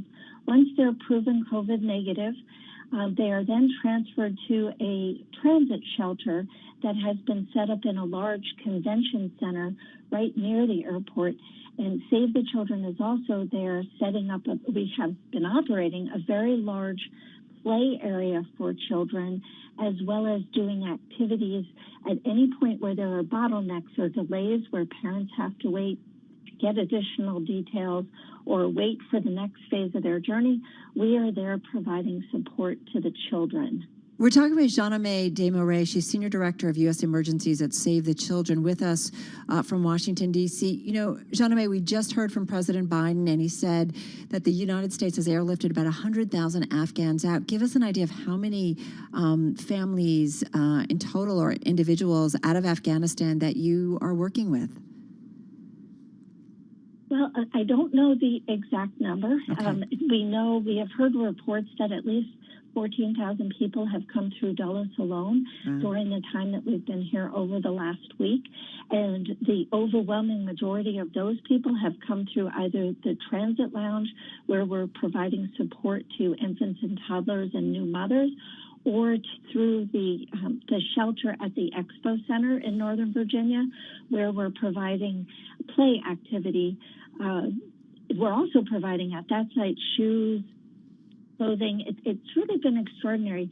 The thousands of families that are arriving, most of them are arriving without even a single bag. Wow. Many of the children are arriving without even shoes on their feet. It was, I believe, a desperate scramble for them to get on these flights, and they so desperately wanted to reach the United States to have some level of safety and security for their children. So many of the children have only known conflict. Their country has been at war for their entire young lives. So for many of the children, and we're hearing this from the parents, many of the children, when they come into the safe play space that we've established, it's the first time that they've been able to laugh or do simple things like color or kick a little ball that to be a kid, sort of thing. In weeks, be a kid. That's exactly right. Jeanne-May, you can see the relief. Jeanne-May, I just have to break in. We have to do a little bit of news, but I want to continue this conversation. We are talking with Jeanne-May Desmarais. She's Senior Director of U.S. Emergencies at Save the Children. We'll get back to her in just a moment. But certainly Afghanistan, part of our world and national news coverage. Nancy Lyons on it. Nance, take it away. Thanks, Carol. President Biden says it was time to end the 20-year war in Afghanistan. And during a speech from the White House this afternoon, he said that the August 31st deadline was not an arbitrary date, but was designed to help save American lives. When I was running for president, I made a commitment to the American people that I would end this war. And today, I've honored that commitment. President Biden also defended his handling of the U.S. exit from Afghanistan, praising as historic the evacuation of more than 100,000 people and rejecting criticism that the withdrawal was mishandled. Power is still out in Louisiana and areas hard hit by Hurricane Ida.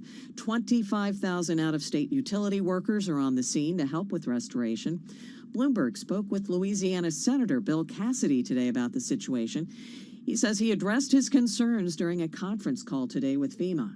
They tell me they're coordinating with the state as to where to put their generators. Obviously, hospitals are a priority, but so should sewer lift stations. You don't want raw sewage backing up into people's homes. Clearly, that's a public health hazard. Cassidy says some residents in Louisiana are being told to stay away until the sewage systems are back up and running. Social Security and Medicare, the government's two biggest benefit programs, remain under intense financial pressure, with the retirement of millions of baby boomers and a pandemic putting increased pressures on the two programs. Those overseeing the program are now moving up by 1 year the date for the depletion of Social Security's reserves. Global news 24 hours a day on air and on Bloomberg Quick Take, powered by more than 2,700 journalists and analysts. All right, Nance, thank you so much. You're listening to Bloomberg Business Week. Charlie Pellet, you sent me a story which I feel like we could all use right now because I don't know about you, but it's been pretty dense and pretty exhausting. Indeed. So take us to Miami, well, would you? What we're talking about here is Miami's hottest new address is a house floating out on the water. Think about this. Your house pulls up, you dock, that's where you live. And no, we're not talking about a 9-figure yacht. We're talking about a floating home, essentially, and you can park it wherever you want to sleep. Hovering over the turquoise waters of the Atlantic, where room service gets delivered by a valet or a motorboat, and the only pool is the one on your private rooftop deck. And Sign me up. Yeah, I was thinking what a great idea. Perhaps potentially what could that do to alleviate the housing shortage? But imagine if we had that here in New York. I can see my next zip code 1002. What a view. All right, very cute. They're called ARC-UPs. We have to get them on and talk about it. Newest twist on waterfront dwelling. They're hurricane-proof homes. They can be docked at a marina. They can be driven at 8.5 knots, which isn't too shabby, as far as 2,500 nautical miles into the ocean. The concept, it's a new one. The first prototype, it's $5 million, 4 bedrooms, 4,350 square foot. ARC-UP 75 was finished in 2019. There are a few others out there. One, however, has been commissioned by a Miami-based hospitality company with the hopes of turning it into a new breed of vacation rental. It's kind of like those huts out on the water when you go to Fiji, right? That's exactly what I'm thinking. But listen, it's worth repeating. The size of this, can I call it a vessel? It's a floating home, 4,350. I mean, you're talking about a one-bedroom in New York. If you've got 1,200 square feet, you're doing okay. If you've got 1,500 square feet, you're doing awesome. Yeah, I mean, it's pretty wild. And I guess they have some different configurations. They've got a studio, a 2-bedroom for about $500,000 or as much as $900,000, depending on how you customize it. If you're Charlie Pellet, you got to have a big closet. Right? Exactly. To store all of my PVH clothing, but not Olga. Exactly. Check it out at Bloomberg.com, this story. It's a killer. This is Bloomberg.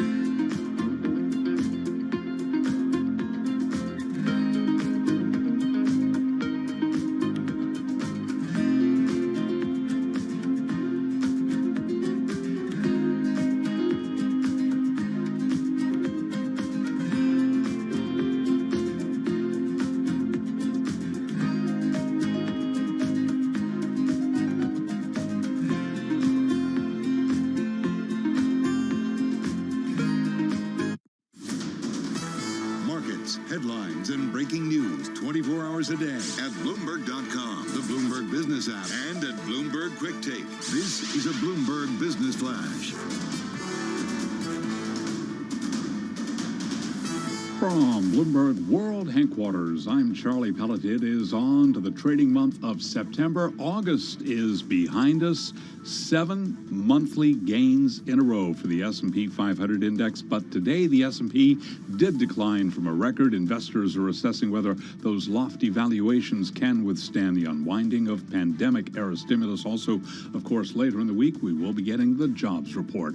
Today, the S&P, choppy session, by the way. Today, the S&P fell 6, down 0.1%. Year-to-date, the S&P 500 index up by 20.4%. The Dow lower by 39, down 0.1%. NASDAQ today down 6, a drop there of less than 0.1%. 10-year yield 1.30%. Spot gold up 0.2%, $18.14 the ounce. West Texas Intermediate crude down 1%, $68.54 for a barrel of WTI. After hours, we got earnings from CrowdStrike. Cybersecurity firm shares now lower by 3.4%. Also reporting the clothing retailer manufacturer PVH, the old Phillips Van Heusen, trading a little change right now. In fact, unchanged on the Bloomberg on shares of PVH. I'm Charlie Pellet. That is a Bloomberg Business Flash. All right, appreciate that. Charlie Pellet there with a Bloomberg Business News Flash. Want to get back to our guest. Still with us is Jean-Nomme Desmarais, Senior Director of U.S. Emergencies over at Save the Children, still with us on the phone in D.C. And she's been talking about the efforts that they have been doing to help Afghan refugees once they get here in the United States. She's been operating out of the Dulles Airport. Jean-Nomme, one of the things that I find at situations like this, times like this, is that one needs to get beyond those big, broad headlines and understand that underneath all of those headlines are people, families, children, individual stories. What can you share with us about some of the people that you are helping, some of the personal stories? As you said, a lot of them, the kids in particular, half of these refugees have been kids so far. Most of them are coming not wearing shoes, without any bags. Help us put some faces on these individuals. Sure. There was a father who was watching his 3 beautiful little girls do some coloring in the space. And he was a very tall, proud man, and of course wearing a COVID mask. But he turned to me and his eyes just welled up with tears. And he said, I was a translator at the U.S. Embassy. I had a good life in Afghanistan. I had a car and a house, which are a big deal to have in Afghanistan. And he said, I have nothing now. I don't know what I'm going to do. I have to start again. I have nothing. And I was like, I told him, you have your beautiful girls and you are welcome here in the U.S. And that was just one moment. And then if I may share another one, Please. A beautiful moment at the Philadelphia airport. Again, another family, they were about to board the bus to go out to Fort Dix. And one of the soldiers who was there, who's helping staff up the site, looked at the last man who was there with his family. It was the last person in line to get on the bus. And the soldier gave the man a big bear hug. And the man smiled and just hugged back. And the soldier said to the man, welcome to America. You're going to love it. And it was just this beautiful moment of smiles and welcome to people who have suffered incredibly on their journey to get here. And they've arrived here with hope for safety and security, but also hope for a better life now here in America for their families. You know, I do think that when it comes to the Middle East, we tend to group all the countries together, all of the situations together, and there's obviously different situations, different countries, different relationships that the U.S. has with various regions within the Middle East. But it's also a reminder, and you're helping us be reminded of that it's not just soldiers and terrorists and war, but it's people who were prior to this living a quote-unquote normal life and a good life. Absolutely. And then also a very troubled life because the country has been at war a long time, and conflict is deadly for women and girls and children especially. They're the innocent ones in these conflicts. And so for us as a country to now be receiving thousands of Afghan children who will be able to become contributing members here and be a part of be a part of our country now is kind of what we're all about and what we were founded on years ago. But it's beautiful to see the reception that they are receiving both here at Dulles and also in Philadelphia at the airport and at all of the military bases where they're arriving or being sent in order for their visas to be processed. Save the Children is also working out at Fort Bliss, which is by El Paso, Texas. Mm-hmm. That's one of the largest receiving sites. They'll have about 10,000 of the refugees there while they're waiting for their visas to be processed before they can be safely released into the U.S. And we're there, again, operating programs for children to keep them safe, to help them start to learn English, to help them, again, be children and come back to being what a normal experience is. I know schools across the U.S. are starting now, and children here have traditions as they start, and these children are starting to build their traditions in the U.S. in the days ahead.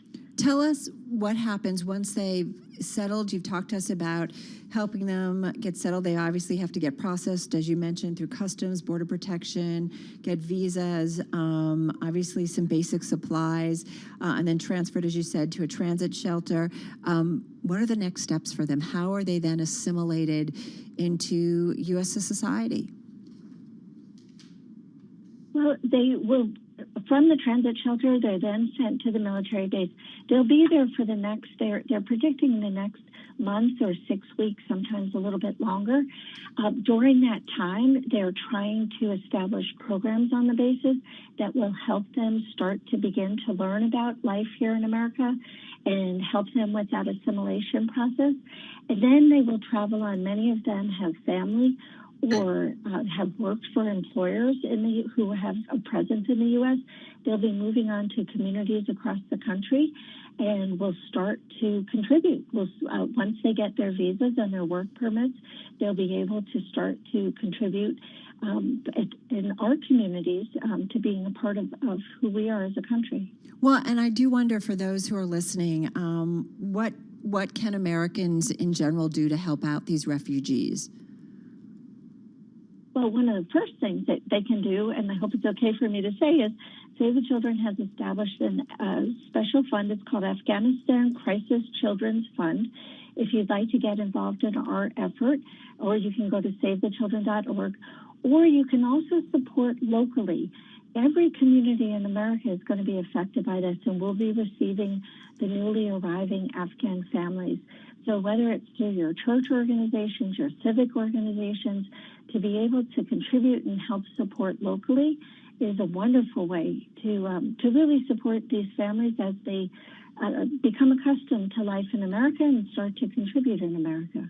Well, it's great to have gotten some time and hear about the work that you guys are doing. Thank you so much. I know you're busy, and we wish you good luck with the ongoing efforts. That's Jeanne-Amé Desmarais. She's Senior Director of U.S. Emergencies at Save the Children, joining us from Washington, D.C., where she has been doing a lot of work with Afghan refugees. Coming up in just a few minutes, Sound On with Joe Matthew. And Joe, big day certainly for another Joe Biden, the President of the United States, making somber and sobering comments when it comes to Afghanistan. Yeah, we're going to review the speech with our politics contributors, Jeannie Sheehan Zaino and Rick Davis, coming up, Carol. And we're going to talk about this historic day. You probably saw the image of the last soldier to leave.